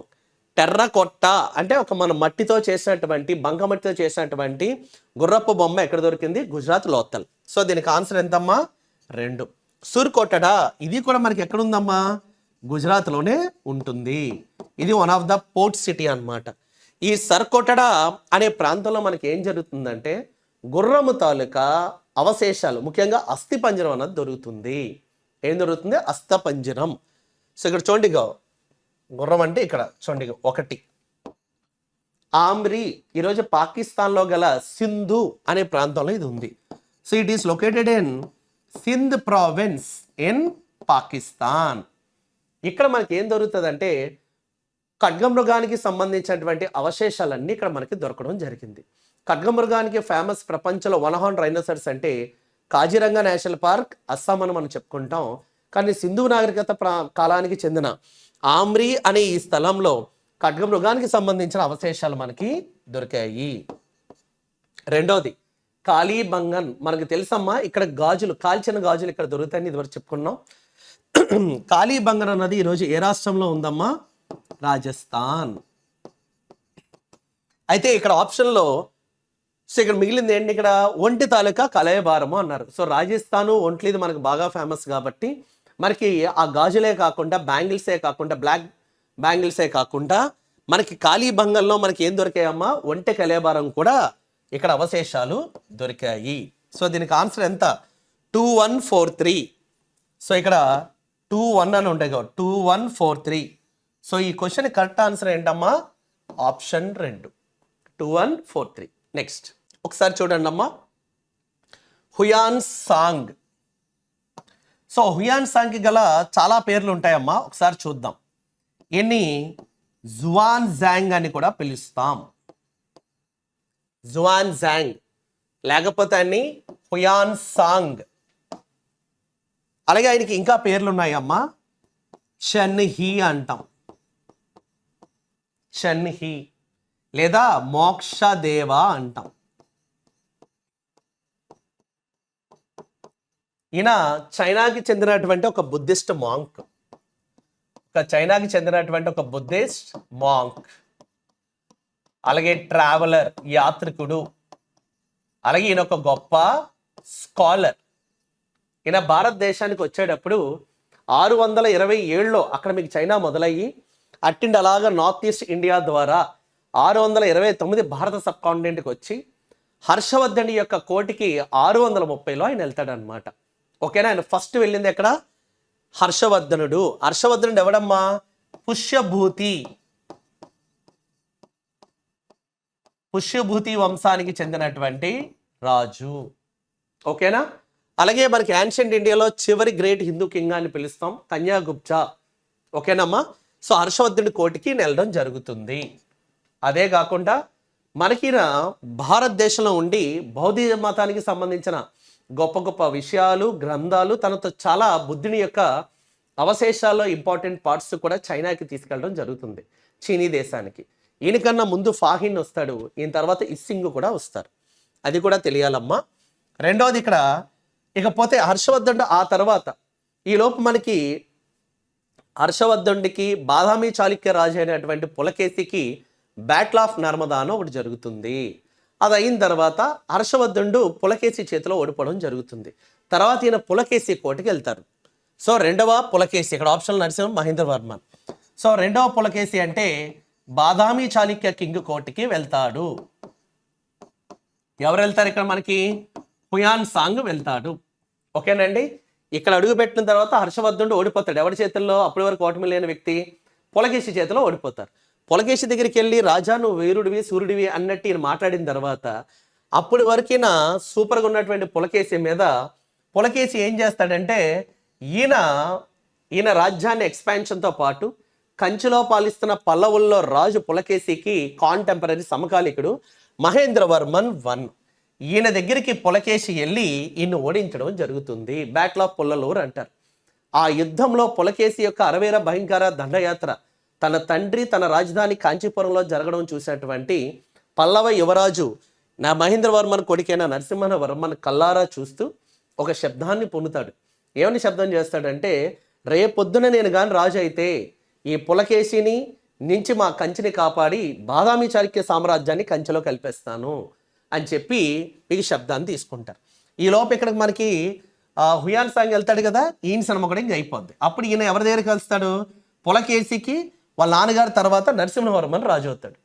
ఓకేనా. వీళ్ళిద్దరికి కూడా మీకు యుద్ధం జరగడం జరుగుతుంది. బ్యాటిల్ ఆఫ్ వాతాపి లేకపోతే బాదామి అని మనం పిలుస్తాం. ఈ యుద్ధంలో పులకేశిని చంపేయడం జరుగుతుంది. ఎవరు గెలుస్తారు? నరసింహవర్మన్. ఈయన కోటికి ఇప్పుడు ఎవరు వెళ్ళారమ్మా? Hiuen Tsang. ఓకేనా. ఆ తర్వాత అంత గొప్ప రాజులు ఉండరు. నరసింహవర్మన్ తర్వాత వచ్చినటువంటి పరమేశ్వరవర్మన్ ఇలాంటి కొంతగొప్ప రాజుల తర్వాత పల్లవుల రాజ్యం అన్నది కూడా అంతార్థనం అయిపోతుంది. అయితే నరసింహవర్మన్ తండ్రి టైంలో హుయాన్ సాంగ్ వెళ్ళలేదు. హర్షవర్ధన్ దగ్గరికి వెళ్ళాడు, ఫాలోడ్ బై పులకేశి, తర్వాత ఎక్కడికి వెళ్ళాడు? నరసింహవర్మన్. ఇదొక లింకు. ఇప్పుడు రైట్ ఉన్నవి ఏంటి? BCD అంటే 3. సో దీని కరెక్ట్ ఆన్సర్ ఏంటమ్మా? ఆప్షన్ 2 ఈ క్వశ్చన్కి కరెక్ట్ ఆన్సర్. ఇప్పుడు ఒకసారి చూడండి అమ్మా. Exam in the following points about zamindari system గురించి క్వశ్చన్ అడుగుతున్నాడు. ఒకసారి ఇక్కడ మనం చూద్దాం. జమీందారీ విధానము, దీనికి మరొక పేరు పర్మనెంట్ సెటిల్మెంట్ ఆఫ్ బెంగాల్ చట్టంగా, permanent settlement of Bengal act 1793 ద్వారా జమీందారీ వ్యవస్థను మరింత బలోపేతంగా నాటి బ్రిటిష్ వైస్రాయ్ అయిన లార్డ్ కార్న్వాలిస్ రైతుల వెన్నుని మరింత విరిచేలాగా ఈ చట్టాన్ని తీసుకొస్తాడు.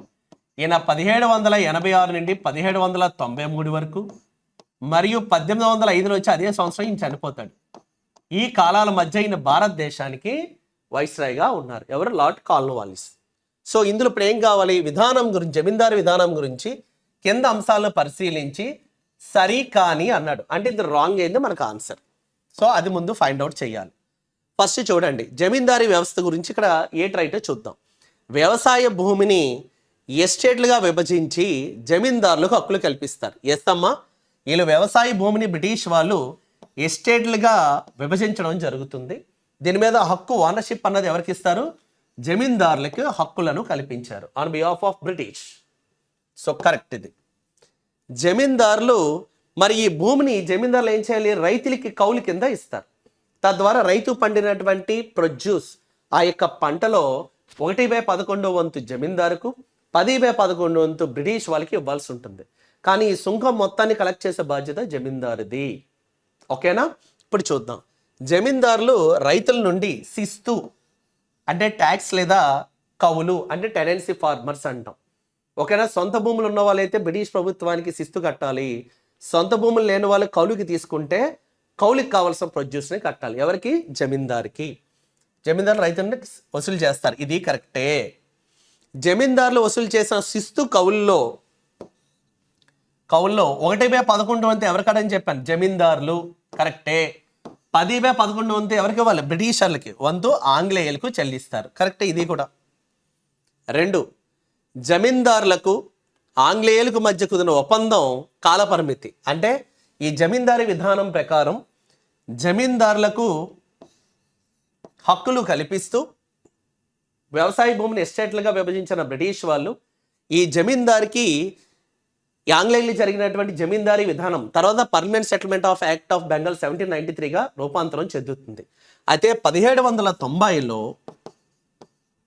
అంటే ఈ చట్టం కన్నా ముందు కోర్ట్ ఆఫ్ డైరెక్టర్స్ అంటే బ్రిటిష్ ఈస్ట్ ఇండియా కంపెనీకి ఉండే వానర్స్ వాళ్ళు ఏం చేస్తారంటే జమీందారులకు ఆంగ్లేయులకు మధ్య ఈ ఒప్పందాన్ని కాలపరిమితిని 10 సంవత్సరాలుగా చెప్తారు. ఎన్నమ్మా?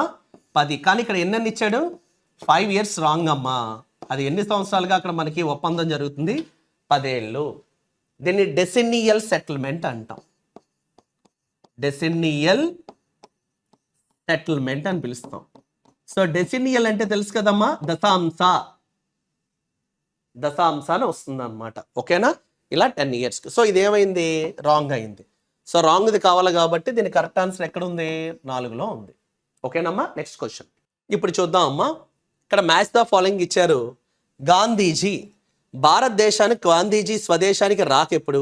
ఓహో, గాంధీ గారికి సంబంధించినటువంటి ఆయన జీవితంలో జరిగిన ఈవెంట్స్, ఘట్టాలు, వాటి యొక్క కాలాల గురించి అడిగారు. చూద్దాం ఒక్కొక్కటినా. మహాత్మా గాంధీ గారు స్వదేశానికి ఎప్పుడు వచ్చారు? అందరికీ తెలుసు, 9th January 1915. అందుకే ప్రతి సంవత్సరం మనం ఎన్ఆర్ఐ ప్రవాస భారతీయ దివాస్ని సెలబ్రేట్ చేస్తాం. ఎక్కడి వచ్చారా మహానుభావుడు? 1893లో వెళ్ళి 1915 అప్పటికి 22 సంవత్సరాల లెక్కల్లో వస్తాయి. కానీ జిఎస్ ప్రకారం ఆయన వెళ్ళిన కాలం పూర్తవ్వదు. ఎందుకంటే ఏప్రిల్ మేలో వెళ్ళిన వ్యక్తి జనవరికి వస్తాడు కాబట్టి 21 సంవత్సరాలు సౌత్ ఆఫ్రికాలో ఉన్న ఆయన యొక్క జీవితాన్ని అక్కడ స్పెండ్ చేశాక ఆయన యొక్క పొలిటికల్ గురువు అయినటువంటి గోపాలకృష్ణ గోఖలే గారి యొక్క పిలుపు మేరకు భారత స్వతంత్ర సంగ్రామంలో పాల్గొనడానికి మహాత్మా గాంధీ సౌత్ ఆఫ్రికా నుండి వస్తారు. ఓకే, 1915 చూడండి. సో దీనికి 4. గాంధీజీ మొదటి సత్యాగ్రహము అన్నారు. చూడండి, భారతదేశంలో అని చెప్పలేదు. ఓకే, మహాత్మా గాంధీ గారు తన యొక్క మొట్టమొదటి సత్యాగ్రహాన్ని విజయవంతంగా సక్సెస్ఫుల్గా ఎప్పుడు అంటే ఇక్కడ నీకు 2 డేట్లు రావాలి, 1906, 1917. తన జీవితంలో సత్యాగ్రహము అన్నది మొట్టమొదటిసారి. ఓకేనా? సో లియో టాల్స్టాయ్ గారని ఇందాక నేను చెప్పాను క్వశ్చన్లో మనకి, the Kingdom of God is with in you అనే పుస్తకాన్ని అక్కడ లియో టాల్స్టాయ్ రష్యన్ ఆథర్ రాస్తారు. అందులో నాన్ వైలెన్స్ గురించి చెప్తారు. అలాగే జాన్ రస్కిన్ అంటూ దిస్ లాస్ట్ అనే పుస్తకం కూడా మనం చెప్పుకున్నాం మనం. ఓకే, 1906లో మహాత్మా గాంధీ గారు సౌత్ ఆఫ్రికాలో మొట్టమొదటిసారి సత్యాగ్రహము అనే ఒక ఉద్యమాన్ని ఎక్స్పెరిమెంటల్ మోడ్లో అక్కడ పెట్టడం, సక్సెస్ అవడం కూడా జరుగుతుంది. ఎవరి కోసం? Civil rights. ఎవరి కోసం? For Indians. ఎక్కడ ఇండియన్స్ అమ్మా? Living in south Africa. దక్షిణాఫ్రికాలో జీవిస్తున్న భారత సంతతికి చెందిన భారతీయుల యొక్క మన సివిల్ రైట్స్ గురించి, ఓకేనండి, హక్కుల గురించి. ఈ హక్కుల గురించి ఎవరు మీకు ఇక్కడ ఫైట్ చేస్తారంటే మహాత్మా గాంధీ గారు 1906లో. దాన్ని మొదటి సత్యాగ్రహము అంటారు. 1917లో జరిగింది ఏంటి? చంపారన్, అంటే బీహార్లో. ఓకేనా? అది ఇండిగో కల్టివేషన్కి గాను మహాత్మా గాంధీ చేసిన మరొక సత్యాగ్రహం. ఒకటి ఆయన జీవితంలో జరిగిన మొదటిది, రెండు భారతదేశంలో జరిగిన మొదటిది. ఇక్కడ మన క్వశ్చన్ ఏమన్నాడు? మొదటి సత్యాగ్రహం అన్నాడు కాబట్టి ఎప్పుడు 6-17 లేదు, ముందు 6 తీసుకుంటాం. 1906 గాంధీజీ మొదటి సత్యాగ్రహం సౌత్ ఆఫ్రికా. బెల్గాం సమావేశము 1924 బెల్గాం అంటే కర్ణాటకలో. మహాత్మా గాంధీ నాన్ కోఆపరేషన్ మూవ్మెంట్లో అరెస్ట్ అయ్యి రిలీజ్ అయిన తర్వాత 1924 బెల్గాం కర్ణాటకలో జరిగిన ఐఎన్సి సెషన్కి ప్రెసిడెంట్గా ఉంటాడు. జీవితంలో ఒకసారి ఆయన ఉంటారు. చూడండి ఇక్కడ. సో ఆ టైంలో ఏంటంటే బెల్గాం సమావేశం అంటే ఐఎన్సి ప్రెసిడెంట్గా గాంధీ గారు చేశారా లేదా? చేశారమ్మా. 1924, only once in his life time. అదొకటి ఇక్కడ మనం తెలియాలి. 2 చంపారన్ సత్యాగ్రహం ఇప్పుడు చెప్పాను కదా, బీహార్లో 1917 ఇండిగో కల్టివేషన్కి, అంటే ఇండిగో కల్టివేషన్ చేస్తారు రైతుల వైపు నుండి ఫైట్ చేయడం జరుగుతుంది. 1917 అంటే ఎంత? 1. ఓకేనమ్మా. చంపారన్ అన్నది ఎక్కడుంది? ఇక్కడ మనకి బీహార్. చూడండి 4321. ఇగో 4321 ఆప్షన్ ఎందులో ఉంది చూడండి. ఆప్షన్ 3లో ఉందమ్మా. 4321. Okay, next question. ఇప్పుడు ఒకసారి చూద్దాం. Who led the movement after Gandhi was arrested as a part of civil disturbance movement అన్నారు. శాసన ఉల్లంఘన ఉద్యమము మనందరికీ తెలుసు. 12 మార్చ్ 1930న మహాత్మా గాంధీ శాసన ఉల్లంఘన ఉద్యమంలో మొదటి ఘట్టంగా సబర్మతి ఆశ్రమం నుండి దండి, సముద్రం ఒడ్డు ఉన్నటువంటి దండి గ్రామానికి ఎందుకు వెళ్తారు? సాల్ట్ లాస్ అని, బ్రిటిష్ సాల్ట్ లాస్ ని బ్రేక్ చేస్తూ. ఎందుకంటే నాటి బ్రిటిష్ సాల్ట్ లాస్ యాక్ట్ చట్టం ప్రకారం భారతదేశంలో ఉప్పుని తయారు చేయడం, కొనడం, అమ్మడం, సుంకం అన్ని బ్రిటిష్ వాళ్ళు మాత్రమే చేయాలి. అప్పట్లో పెద్ద బ్రిటిష్ సాల్ట్ కంపెనీయే దరాసనా సాల్ట్ వర్క్స్ అంటారని కూడా ఇదివరకు మనం చెప్పుకున్నామమ్మా. సో తద్వారా ఉప్పుని భారతీయులు తయారు చేసుకోవాలి, అది మా హక్కు అని తెలియబరుస్తూ వాళ్ళు బ్రిటిష్ యొక్క చట్టం అయినటువంటి బ్రిటిష్ సాల్ట్ యాక్ట్ని ఈయన ఉల్లంఘిస్తూ ఆయన చేసిన ఉద్యమం కాబట్టి శాసన ఉల్లంఘన, చట్టాన్ని ఉల్లంఘించడం. అది మనకి 12 మార్చ్ 1930 జరుగుద్ది. దీన్నే సాల్ట్ సత్యాగ్రహము లేదా దండి మార్చ్ అని కూడా మనం పిలుస్తామమ్మా. అక్కడ మహాత్మా గాంధీ గారు దానికి లీడర్గా ఉంటారు. మహాత్మా గాంధీ గారికి ముందే తెలుసు, ఎందుకంటే బ్రిటిష్ వాళ్ళ చట్టాన్ని ఉల్లంఘించడం అంటే ఆయన బయట ఉంచరు, ఖచ్చితంగా జైల్లో పెడతారు. కాబట్టి ఒకవేళ నేను కానీ అరెస్ట్ అయితే నా తర్వాత లీడర్గా మొట్టమొదటి ముస్లిం ఐఎన్సి ప్రెసిడెంట్గా చేసిన అబ్బాస్ తాయబ్జీ గారు ఉండాలని చెప్తారు. ఒకవేళ అబ్బాస్ తాయబ్జీ గారు కూడా ఒకవేళగా అరెస్ట్ అయితే first Indian women INC president లేదా ఓవరాల్గా సెకండ్ ఐఎన్సి ప్రెసిడెంట్ అయిన నైట్ యాంగిల్ ఆఫ్ ఇండియాగా పిలువబడే సరోజిని నాయుడు గారు ఉండాలని మహానుభావుడు చెప్తారు. అనుకున్నట్టే గాంధీ గారిని అరెస్ట్ చేస్తారు. అబ్బాస్ తాయబ్జీ గారు ఉద్యమాన్ని ముందుకు తీసుకెళ్తారు. అబ్బాస్ తాయబ్జీ గారిని అరెస్ట్ చేసి ఉద్యమాన్ని ముందుకు ఎవరు తీసుకెళ్లాలమ్మా? సరోజిని నాయుడు గారు తీసుకెళ్తారు. ఓకేనా? సో సరోజిని నాయుడు గారు అక్కడ మీకు వెళ్ళేటప్పుడు ఆవిడతోటి మణిలాల్ గాంధీ మిగతా వాళ్ళు కూడా చాలా మంది సపోర్ట్ని కూడా అక్కడ మనకి ఇస్తారు. ఇప్పుడు ఒకటి చూద్దాం. ఉద్యమంలో భాగంగా గాంధీ అరెస్ట్ అయ్యాక ఉద్యమానికి నాయకత్వం వహించింది ఎవరు? అబ్బాస్ తాయబ్జీ గారు అమ్మా ఫస్ట్, సెకండ్ సరోజిని నాయుడు గారు. వీళ్ళిద్దరిని నామినేట్ అన్నది ఎవరు చేస్తారమ్మా? నామినేటెడ్ టు లీడ్, నాయకత్వాన్ని ముందుకు తీసుకెళ్ళాలని ఎవరు చెప్పారు? గాంధీజీ గారు చెప్పారు. 3 మణిలాల్ గాంధీని ఎక్కడా కూడా ఈయన మెన్షన్ చేయలేదు. తన సంతానాన్ని ఎప్పుడు కూడా గాంధీ గారు స్వతంత్ర సమరంలో ఎప్పుడు కూడా ముందుండి నడిపించలేదు. ఓకేనా? ఎందుకంటే వాళ్ళకి ఎదగాలని నమ్మేవారు కాబట్టి. సో ఇక్కడ మణిలాల్ గాంధీ సరోజిని నాయుడు గారికి సపోర్టివ్గా ఇస్తారు. ఇందులో ఆయన డిక్లేర్ చేసిన మొదటి ప్రియారిటీ గాంధీ తర్వాత అబ్బాస్ తాయబ్జీ గారు, ఆయన అరెస్ట్ అయ్యాక సరోజిని నాయుడు గారు. ఈ రెండే కరెక్ట్. వీళ్ళిద్దరే వహించారమ్మా. సో ఎందుకంటే Manilal Gandhi just supported. Answer A and B are correct. దీని కరెక్ట్ ఆన్సర్ ఏంటమ్మా? ఆప్షన్ 1 దీని కరెక్ట్ ఆన్సర్. ఓకేనా? నెక్స్ట్ ఒకసారి చూడండి. Correctly locate the 5 kingdoms established by Sakas. భారతదేశంలో శాఖలు స్థాపించిన 5 రాజ్యాల్లో వాటి ప్రస్తుత ప్రదేశాలను జతపరచము. సో శాఖలకి సంబంధించిన రాజ్యాల్లో కపిల రాజ్యము, ఇది నేడు ఆఫ్ఘనిస్తాన్లో ఉంది. కపిల రాజ్యం అంటే నేడు ఎక్కడుంది? ఆఫ్ఘనిస్తాన్. ఓకేనా? ఎందుకంటే ఇక్కడ రాజ్యాలు ఇచ్చి వాటి ప్లేసుల్ని ప్రస్తుత ప్రదేశాలను మీకు సరిగా జత చేయమన్నాడు, అంతే. తక్షశిల, సో తక్షశిల యూనివర్సిటీ పాకిస్తాన్ అని ఇప్పుడు మన అందరికీ తెలుసు కాబట్టి ఇక చూడండి, కపిల రాజ్యము ఆఫ్ఘనిస్తాన్ 2, తక్షశిల పాకిస్తాన్ 1. ఇది మన అందరికీ తెలుసమ్మా, ఎందుకంటే ఆ యూనివర్సిటీని మీకు తగలబెట్టడం కూడా జరుగుతుంది అలెగ్జాండర్ ఇన్వెన్షన్ టైంలో. మధుర రాజ్యము, సో ఈ మధుర రాజ్యంగానే మనం తీసుకున్నామంటే మనకి గాంధార ఆర్ట్, మధుర ఆర్ట్ అని చెప్పి అమరావతి ఆర్ట్ అని మనకు ఉంటాయి. అంటే బుద్ధునికి సంబంధించి గాంధార శిల్పకళ, మధుర శిల్పకళ, అమరావతి శిల్పకళ అని మనం చదువుకున్నాం. మధుర అంటే శ్రీకృష్ణ జన్మస్థానం, ఉత్తరప్రదేశ్. 4, ఉజ్జయిని మహంకాళేశ్వర టెంపుల్, సాక్షాత్తు లెజెండరీ విక్రమాదిత్యుని యొక్క సామ్రాజ్యమే ఉజ్జయిన్, అంటే నేటి మధ్యప్రదేశ్. ఇగో, సో దీని కరెక్ట్ ఆన్సర్ ఏంటమ్మా? 2143. సో ఇక్కడ చూడండి 2143, ఇగో 2143. సో ఈ క్వశ్చన్ కరెక్ట్ ఆన్సర్ ఎక్కడ ఉందమ్మా? ఆప్షన్ 3 దీని కరెక్ట్ ఆన్సర్. నెక్స్ట్ చూడండి, identify the correct statements in the following regarding Swarajya party అన్నాడు. స్వరాజ్య పార్టీకి సంబంధించి కింద వాటిలో సరైన వాక్యాలను గుర్తించండి అన్నారు. So Swaraj party, okay. 1923 Motilal Nehru అధ్యక్షుడిగా కాంగ్రెస్ ఖిలాఫత్ స్వరాజ్య పార్టీ, ఓకేనా? దీన్ని అందరం ముద్దుగా స్వరాజ్ పార్టీ అని పిలుస్తాం. ఇది ఏర్పడింది ఎప్పుడమ్మా? 1 జనవరి 1923 ఇది అయ్యింది. సో ఇది కరెక్ట్. దీనికి అధ్యక్షుడిగా ఎవరు ఇదయ్యారంటే మోతీలాల్ నెహ్రూ రాంగ్. అధ్యక్షుడిగా ఎవరమ్మా? చిత్తరంజన్ దాస్ గారు.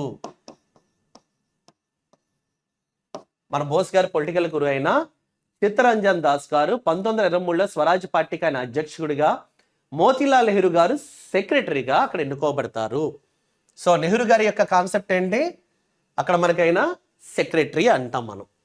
ఆ విషయాన్ని గుర్తుపెట్టుకోండి. ఈ పార్టీకినా సెక్రటరీ. సో అంటే ఈ స్టేట్మెంట్ ఏంటి? క్వశ్చన్లో సరైనదని అడిగాడు. సో రైట్ అయితే ఆన్సర్ అవుతుంది. సో ఒకటి ఏంటి? రైటా రాంగా?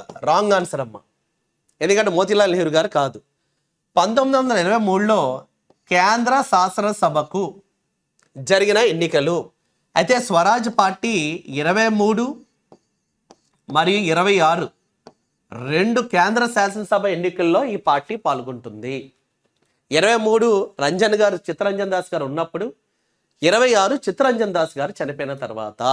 చూద్దాం, 23 కేంద్ర శాసనసభకు జరిగిన ఎన్నికల్లో 145 స్థానాలకు గాను 42 స్థానాలను స్వరాజ్ పార్టీ గెలుపొందింది అన్నాడు. చూడాలి, టోటల్ 145 స్థానాలు ఉంటాయి.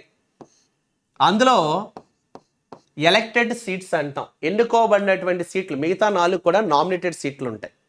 ఓకేనమ్మా? సో నామినేటెడ్ ప్రావిన్సెస్ మనం ఇదివరకు చదువుకున్నాం.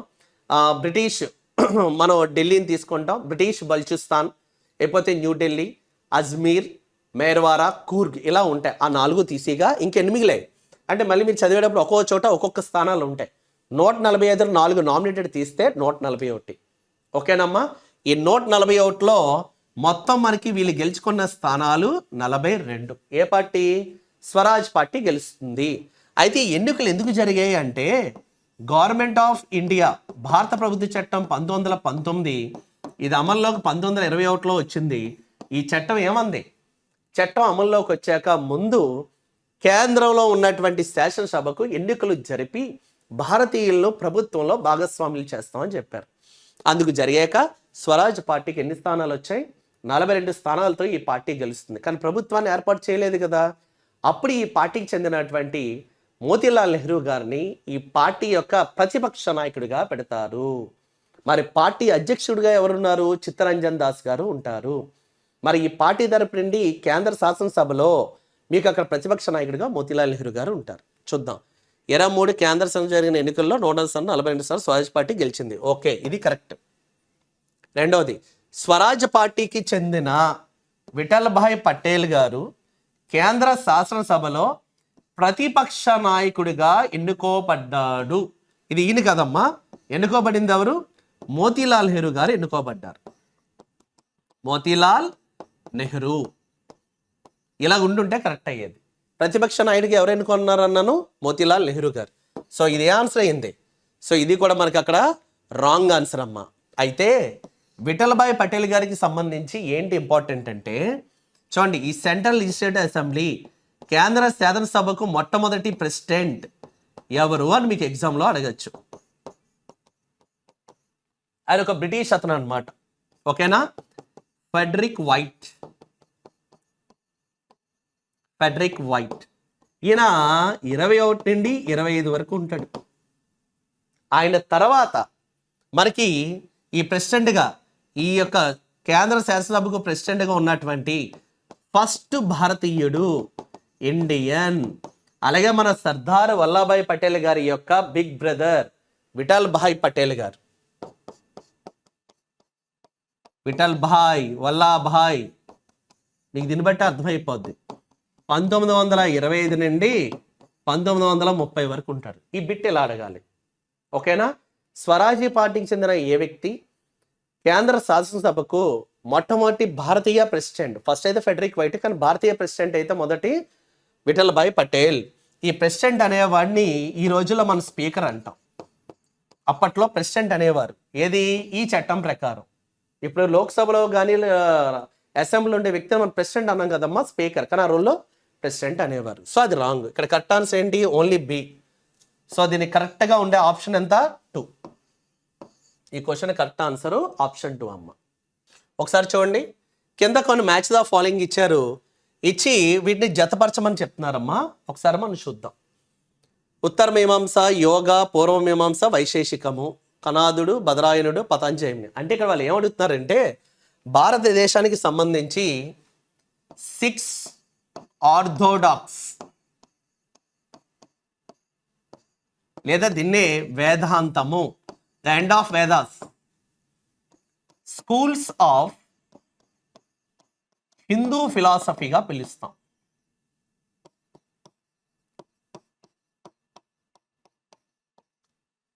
So Hindu schools of philosophy అంటే, ఈ హిందూ స్కూల్స్ ఆఫ్ ఫిలాసఫీ లేదా వేదాంత స్కూల్ ఆఫ్ ఫిలాసఫీ అన్న మొత్తం ఎన్ని స్కూల్స్గా ఉంటాయమ్మా? 6 ఉంటాయన్నమాట. అందులో ఒకటి చూద్దాం. ఉత్తర మీమాంస. ఈ ఉత్తర మీమాంస కంప్లీట్గా ఉపనిషత్తుల గురించి ఇది ఎక్కువగా మీకు ప్రస్తావించడం జరుగుతుంది. So it is completely based on what?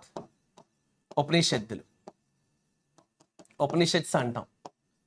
ఉత్తర మీమాంస బద్రాయనుడు అనే వ్యక్తి రాస్తారు. మహానుభావుడు, మహర్షి బద్రాయనుడు. ఎస్. 2 యోగా దేనికి సంబంధించి మాట్లాడుతుంది? బాడీ అండ్ మైండ్ గురించి మాట్లాడుతుంది. Body and mind. అందరికీ తెలుసు పతంజలి మహర్షి. ఓకే, ఇక్కడ ఉంది పతంజలి మహర్షి గారు. పూర్వ మీమాంస ఇది కంప్లీట్గా వేదాల యొక్క గొప్పతనం గురించి మాట్లాడుతుంది. So this is based on Vedas. So Vedas చెప్పుకున్నాం కాబట్టి వేదవ్యాస శిష్యులు అత్యంత గొప్ప వాళ్ళు చాలా మంది ఉన్నారు. సో జైమిని గారు రాస్తారు. ఎస్, ఇక్కడ ఉంది. 4 వైశేషికము అంటే ఇది మెటాఫిజిక్స్ గురించి మాట్లాడుతుంది. మెటాఫిజిక్స్ దీన్ని రాసింది కనాదుడు లేదా కన్నడ అంటాం మనం. ఇగో కనాదుడు లేదా కన్నడ, ఈయన రాస్తారు. దీన్ని వైశేషికము అంటే 1. ఆన్సర్ చూడండి, 2, 3, 4, 1. 2, 3 ఫస్ట్ ఆప్షన్లోనే ఉందమ్మా. సో దీని కరెక్ట్ ఆన్సర్ ఆప్షన్ 1, 2, 3, 4, 1. ఇప్పుడు నెక్స్ట్ క్వశ్చన్ చూడండి. మ్యాచ్ ద ఫాలోయింగ్ ఇచ్చాడు. కింద వాటిని జతపరిచి మొట్టమొదటిగా వందే మాత్ర గేయం అన్నాడు. ఆంగ్లేయుడు ఐఎన్సీకి అధ్యక్షత వహించాడు. మొట్టమొదటి ఆంధ్రుడు, మొదటిసారి ఐఎన్సీ. ఇక్కడ ఐఎన్సీ సెషన్ల గురించి మాట్లాడుతున్నాడు. ఏం మాట్లాడుతున్నారమ్మా? ఐఎన్సీ సెషన్ల గురించి ఇక్కడ మాట్లాడుతున్నారు. ఒకసారి చూద్దాం మనం. సెషన్లో ఫస్ట్ లిస్ట్ చూద్దాం. 1887లో ఐఎన్సి సెషన్ మద్రాసులో జరిగింది. దానికి నాయకుడు బద్రుద్దీన్ తాయాబ్జీ.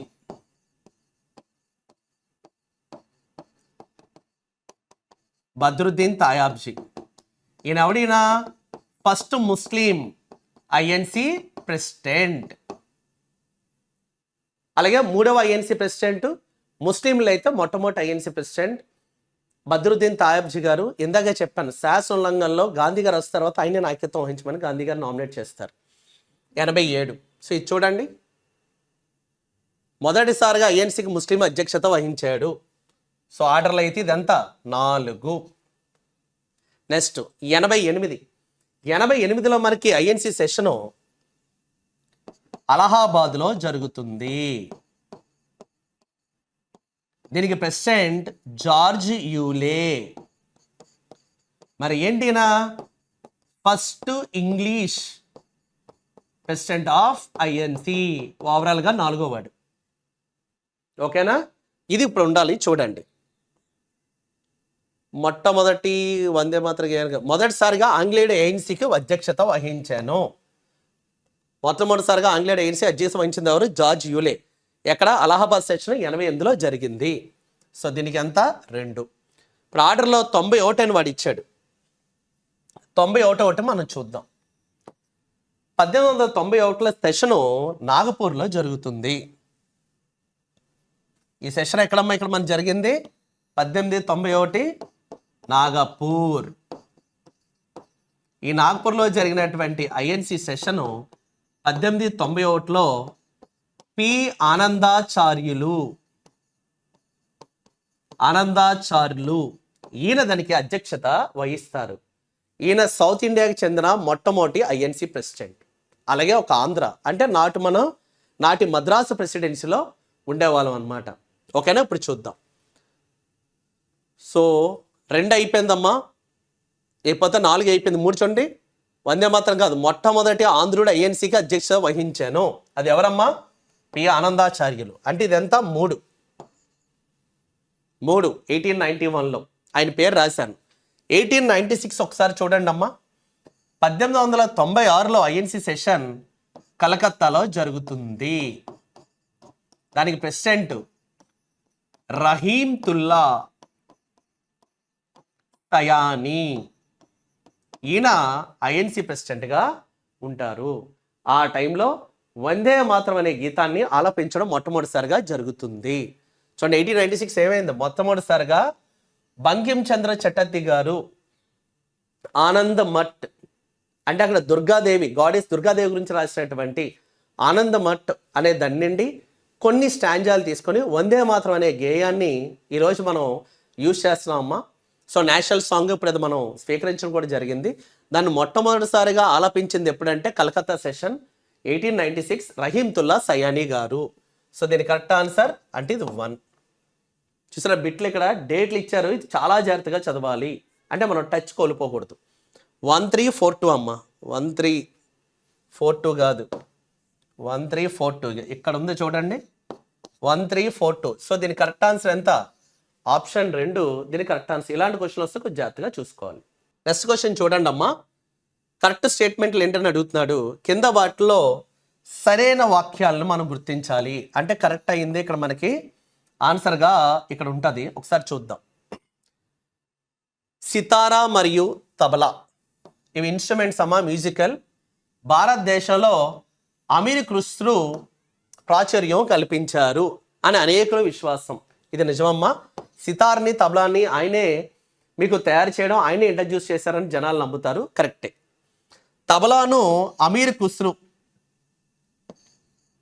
తయారు చేశాడని అవును కొందరు విశ్వాసం. ఇప్పుడే చెప్పాను కదమ్మా, ఈయనే తబలాని తయారు చేశాడని కూడా చరిత్రకారుల యొక్క విశ్వాసం అమ్మా.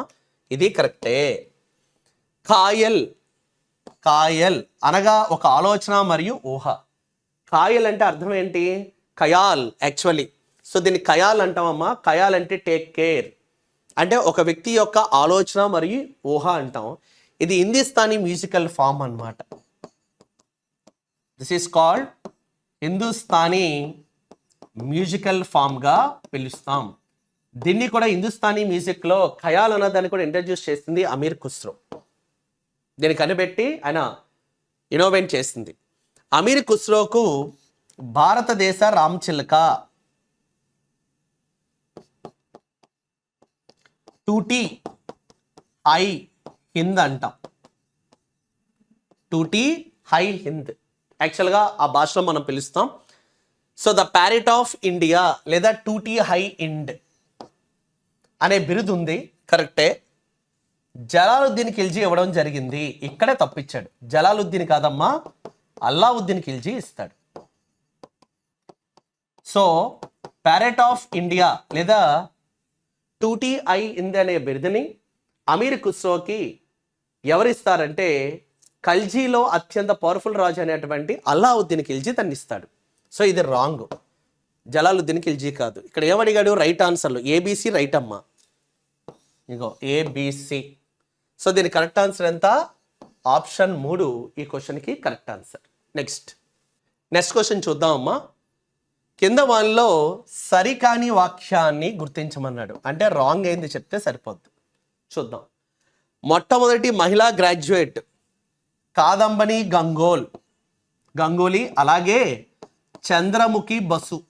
యాక్చువల్లీ ఇద్దరు అమ్మాయిలకి ఇస్తారు, ఒకరు కాదమ్మా, చంద్రముఖి బసు. సో ఇద్దరు ఆడపిల్లలకి ఆ రోజుల్లో 1883లో బిఏ డిగ్రీలో కలకత్తా యూనివర్సిటీ నుండి డిగ్రీని పొందుతారు గ్రాడ్యుయేట్స్ కింద. ఆ తర్వాత కాదంబి గంగోలు గారు మెడిసిన్ వైపు వెళ్ళడం అదంతా మనకు తెలిసిన చరిత్రే. సో మొట్టమొదటి మహిళా గ్రాడ్యుయేట్లు ఎంతమంది? ఒక అమ్మాయి కాదు, ఇద్దరికి ఇచ్చారు. చంద్రముఖి బసు, కాదంబి గంగోలి 1883లో వాళ్ళు బిఏ డిగ్రీ గాను కలకత్తా యూనివర్సిటీ ఇస్తుంది. సో కరెక్టే. ఐఎన్సీకి అధ్యక్ష వహించిన మొదటి భారతీయ మహిళ మనం చూడండి. ఐఎన్సీకి ఉన్నటువంటి మొత్తం ఉమెన్ ప్రెసిడెంట్లు 1917 కలకత్తా సెషన్లో అనీ బీసెంట్ గారు ఉంటారు, అంటే మొదటి ఐఎన్సీ ప్రెసిడెంట్ అంటాం. 1925 కాన్పూర్, దాన్ని ఇప్పుడు మనం కాన్పూర్ అంటే అప్పట్లో కౌన్పూర్, ఇక్కడికి సరోజినీ నాయుడు గారు ఉంటారు. ఆవిడ రెండవ ఐఎన్సీ ప్రెసిడెంట్ లేదా మొట్టమొదటి భారతీయ ఐఎన్సీ ప్రెసిడెంట్గా అంటాం. 1933లో ఐఎన్సీ సెషన్ కలకత్తాలో జరుగుతుంది, అక్కడ నళిన్ సేన్ గుప్తా గారు ఉంటారు. ఐఎన్సీ చరిత్రలో స్వాతంత్రానికి ముందు 85 నుండి 47 మధ్య ముగ్గురు స్త్రీలు మాత్రం ఐఎన్సీ ప్రెసిడెంట్లుగా ఉంటారు. ఇక్కడ క్వశ్చన్ చూడండి, మొదటి భారతీయ మహిళ అన్నారు. సో మొదటి భారతీయ మహిళ అంటే ఆన్సర్ ఏంటి ఉండాలి? శ్రీమతి సరోజినీ నాయుడు గారు ఉండాలి. నళిన్ సేన్ గుప్తాను ఇచ్చారు, సో రాంగ్. ఈవిడ బదులు సరోజినీ నాయుడు గారు ఉండాలి, సో రాంగ్ స్టేట్మెంట్. ఇంగ్లాండ్ పార్లమెంట్కి ఎన్నికైన మొట్టమొదటి భారతీయుడు దాదాబాయి నౌరోజీ గారు అన్నారు, కరెక్టేనమ్మా. ఈయన 1892 నుండి ఎన్నికయ్యి 95 వరకు బ్రిటిష్ పార్లమెంట్లో ఈయన తన సేవలు అందిస్తారు. భారతదేశ యొక్క స్ట్రగుల్ గురించి చెప్తూ ఈయన బ్రిటిష్ పార్లమెంట్లో దిగువ సభ లోవర్ హౌస్ అయిన హౌస్ ఆఫ్ కామన్స్కు ఈయన ఎన్నికవుతాడు. ఏ పార్టీ టికెట్ మీద ఎన్నికవుతాడని కూడా అడుగుతారు. లిబరల్ పార్టీ అని పిలుస్తాం. లిబరల్ పార్టీ టికెట్ మీద హౌస్ ఆఫ్ కామన్స్ అంటే మన ఇండియాలో లోక్సభ అంటాం. 1892 నుండి 95 వరకు ఆయన ఉంటాడు. ఈయన్ని grand old men of India లేదా అన్అఫీషియల్ అంబాసిడర్ ఆఫ్ ఇండియా అని కూడా పిలుస్తాం. అన్అఫీషియల్ అంబాసిడర్ ఆఫ్ ఇండియా అని కూడా మనం పిలుస్తాం. ఈయన మనకి ఇదివరకు చెప్పుకున్నామమ్మా డ్రైన్ థియరీ గురించి కూడా ఈయనే చెప్తారమ్మా, ఓకేనా. సో ఇంగ్లాండ్కు పార్లమెంట్కి ఎన్నిక మొత్తం భారతీయుడు, ఇది కూడా కరెక్టే. సిమ్లా ఋషి ఇదొక బిరుదమ్మా, వ్యక్తి ఏవో హ్యూమ్, అవునమ్మా. ఇండియన్ నేషనల్ కాంగ్రెస్ యొక్క ఫౌండర్ వ్యవస్థాపకుడైన అలన్ ఒక్టోవియన్ హ్యూమ్ అనే వ్యక్తిని సిమ్లా ఋషిగా మనం పిలుస్తాం. 4 కూడా కరెక్టే. క్వశ్చన్ ఏంటి? సరికాదు అన్నాడు. సో దీనికి కరెక్ట్ ఆన్సర్ ఏంటి? 2 కదా రాంగ్. సో ఆప్షన్ 2 ఈ క్వశ్చన్ కరెక్ట్ ఆన్సర్ అమ్మా. నెక్స్ట్ క్వశ్చన్ చూడండి. విజయనగర బహమనీ రాజ్యాల మధ్య తీవ్ర యుద్ధాలకు కారణమైన సారవంతమైన ప్రాంతము ఏది అన్నాడు. మనందరికీ తెలుసమ్మా, విజయనగర సామ్రాజ్యంగాను మనం ముఖ్యంగా కానీ తీసుకుంటే కృష్ణానది, తుంగభద్ర. ఓకేనమ్మా. సో ఈ యొక్క కృష్ణానదికి ట్రిబ్యూటరీ అంటే ఉపనది ఎవరమ్మా? తుంగభద్ర నది. ఓకేనా. ఈ రెండు నదుల్ని చిలికి చేస్తూ ఒక భూప్రాంతము ఉంటుంది. దాన్ని మనం ఆ ఏరియాని రాయచూర్ అంటాం. రాయచూర్ దోఆబ్. దోఆబ్ అంటే ఏంటి? రెండు నదుల మధ్యలో ఉన్నటువంటి భూమి, the land between two streams of a river. So నదీ పరివాహక ప్రాంతము, రెండు నదులు ప్రవహించే మధ్య ఉండే భూభాగాన్ని మనం దోఆబ్ అంటాం. ఇది ఈ రోజుల్లో ఎన్ని రాష్ట్రాల్ని కవర్ చేస్తుంది? కర్ణాటక మరియు తెలంగాణ. సో ఈ యుద్ధాలకు కారణమైన ప్రాంతం ఏంటమ్మా? రాయచూర్ దోఆబ్. ఎన్ని రాష్ట్రాల మధ్య ఉంది? తెలంగాణ మరియు కర్ణాటక. తెలంగాణలో మన అరుంధతి మూవీ చూసాం, గద్వాల్ సంస్థానము. సో గద్వాల్ జిల్లా. కర్ణాటకలో కొప్పాల్ మరియు రాయచూర్, ఈ మూడు జిల్లాలు ఉన్న ఇప్పుడు ప్రాంతాన్ని ఆ రోజుల్లో రాయచూర్ దోఆబ్ అనేవారు. Gadwal in Telangana, Koppal and Raichur in Karnataka. ఇప్పుడు ఈ మూడు ప్రాంతాల మధ్య, ఈ మూడు ప్రాంతాలు కలిపి రాయచూర్ దోఆబ్ అంటే ఆ ఏరియాని రాయచూర్ దోఆబ్ అన్నాం. ఎందుకు? ఉత్తరాన కృష్ణానది ఉంది, ఇటువైపు ఏమో తుంగభద్ర, మధ్యలో గల ప్రాంతము. సో ఈ రాయచూర్ దోఆబ్కి నార్త్లో కృష్ణానది, సౌత్లో ఏముందమ్మా? తుంగభద్ర. ఇది కృష్ణానదికి ఉపనది. సో ఈ యొక్క రాయచూర్ దోఆబ్ మీద ఆధిపత్యం గురించి విజయనగర సామ్రాజ్యం మరియు బహమనీ సామ్రాజ్యం సంబంధించిన రాజులు ఎన్నో సంవత్సరాలు యుద్ధాలను మీకు చేసుకున్నారు. ఓకేనా. సో రాయచూర్ దోఆబ్ అంటే ఎన్ని నదులు కలయిక? కృష్ణా, తుంగభద్ర నదుల మధ్య ఉండే ప్రాంతము. కృష్ణా, తుంగభద్ర దోఆబ్ అని రావాలి. దానికి బెస్ట్ ఎగ్జాంపుల్ ఏంటంటే విజయనగర సామ్రాజ్యంలో గొప్పవాడైన శ్రీకృష్ణదేవరాయలు చేసిన ఒక గొప్ప యుద్ధమే బ్యాటిల్ ఆఫ్ రాయచూర్. 1520లో మీకు జరుగుతుంది. బ్యాటిల్ ఆఫ్ రాయచూర్ అంటాం. అతిపెద్ద యుద్ధము ఇది. సాక్షాత్తు శ్రీకృష్ణదేవరాయలు గారి యొక్క హయాంలో, ఆయన యొక్క అత్యంత నమ్మకస్తుడైనటువంటి మనకి పెమ్మసాని రామలింగ నాయక్ గారి యొక్క సర్వ సైన్యాధ్యక్షతన అది జరుగుతుంది. మహామంత్రి తిమ్మరస్ గారు స్కెచ్ అంతా వేస్తారు. ఇది విజయనగర సామ్రాజ్యానికి ఎంపైర్కి, బహమనీ ఎంపైర్కి మధ్య జరిగితే వాళ్ళు ఓడిపోతారు. శ్రీకృష్ణదేవరాయల యొక్క విజయనగర సామ్రాజ్యం మీకు విజయకేతనాన్ని ఎగరేసి ఈ రాయచూర్ దోఆబ్ని ఎక్కువ కాలం వాళ్ళు గుప్పెట్లో పెట్టుకుంటారు. అందుకే శ్రీకృష్ణదేవరాయలు చనిపోయిన తర్వాత ఆ ప్రాంత ఆధిపత్యం గురించి బ్యాటిల్ ఆఫ్ తల్లికోట, రాకాస, తంగడి అనే రెండు ఊర్ల మధ్య గల స్థలంలో 1565లో బ్యాటిల్ ఆఫ్ తల్లికోట జరిగి విజయనగర సామ్రాజ్యం యొక్క శ్రీకృష్ణదేవరాయలుడైన అలియా రామరాయ గారిని చంపి, ఓకేనండి. సో ఆ బ్రదర్స్ ఇద్దరు గిలాని బ్రదర్స్ అన్నవాళ్ళు వెన్నుపోటు పొడిచే ఆయన్ని చంపి విజయనగర సామ్రాజ్యాన్ని భూస్థాపితం చేస్తారు. ఈ రెండు యుద్ధాలకి, అంతకు ముందు యుద్ధాలకి కారణం రాయచూర్ దోఆబ్. అది ఏ నదులు? కృష్ణా, గోదావరి అన్నాడు తప్పు, కృష్ణా మలప్రభ తప్పు, కృష్ణా మూసి తప్పు, కృష్ణా తుంగభద్ర అంతర్వేది అంటే దోఆబ్, రెండు నదుల మధ్య ఉండే ప్రాంతం. సో ఇది కరెక్ట్ ఆన్సర్. సో ఈ క్వశ్చన్ కరెక్ట్ ఆన్సర్ ఏంటమ్మా? 4. So option 4 is the correct answer అమ్మా.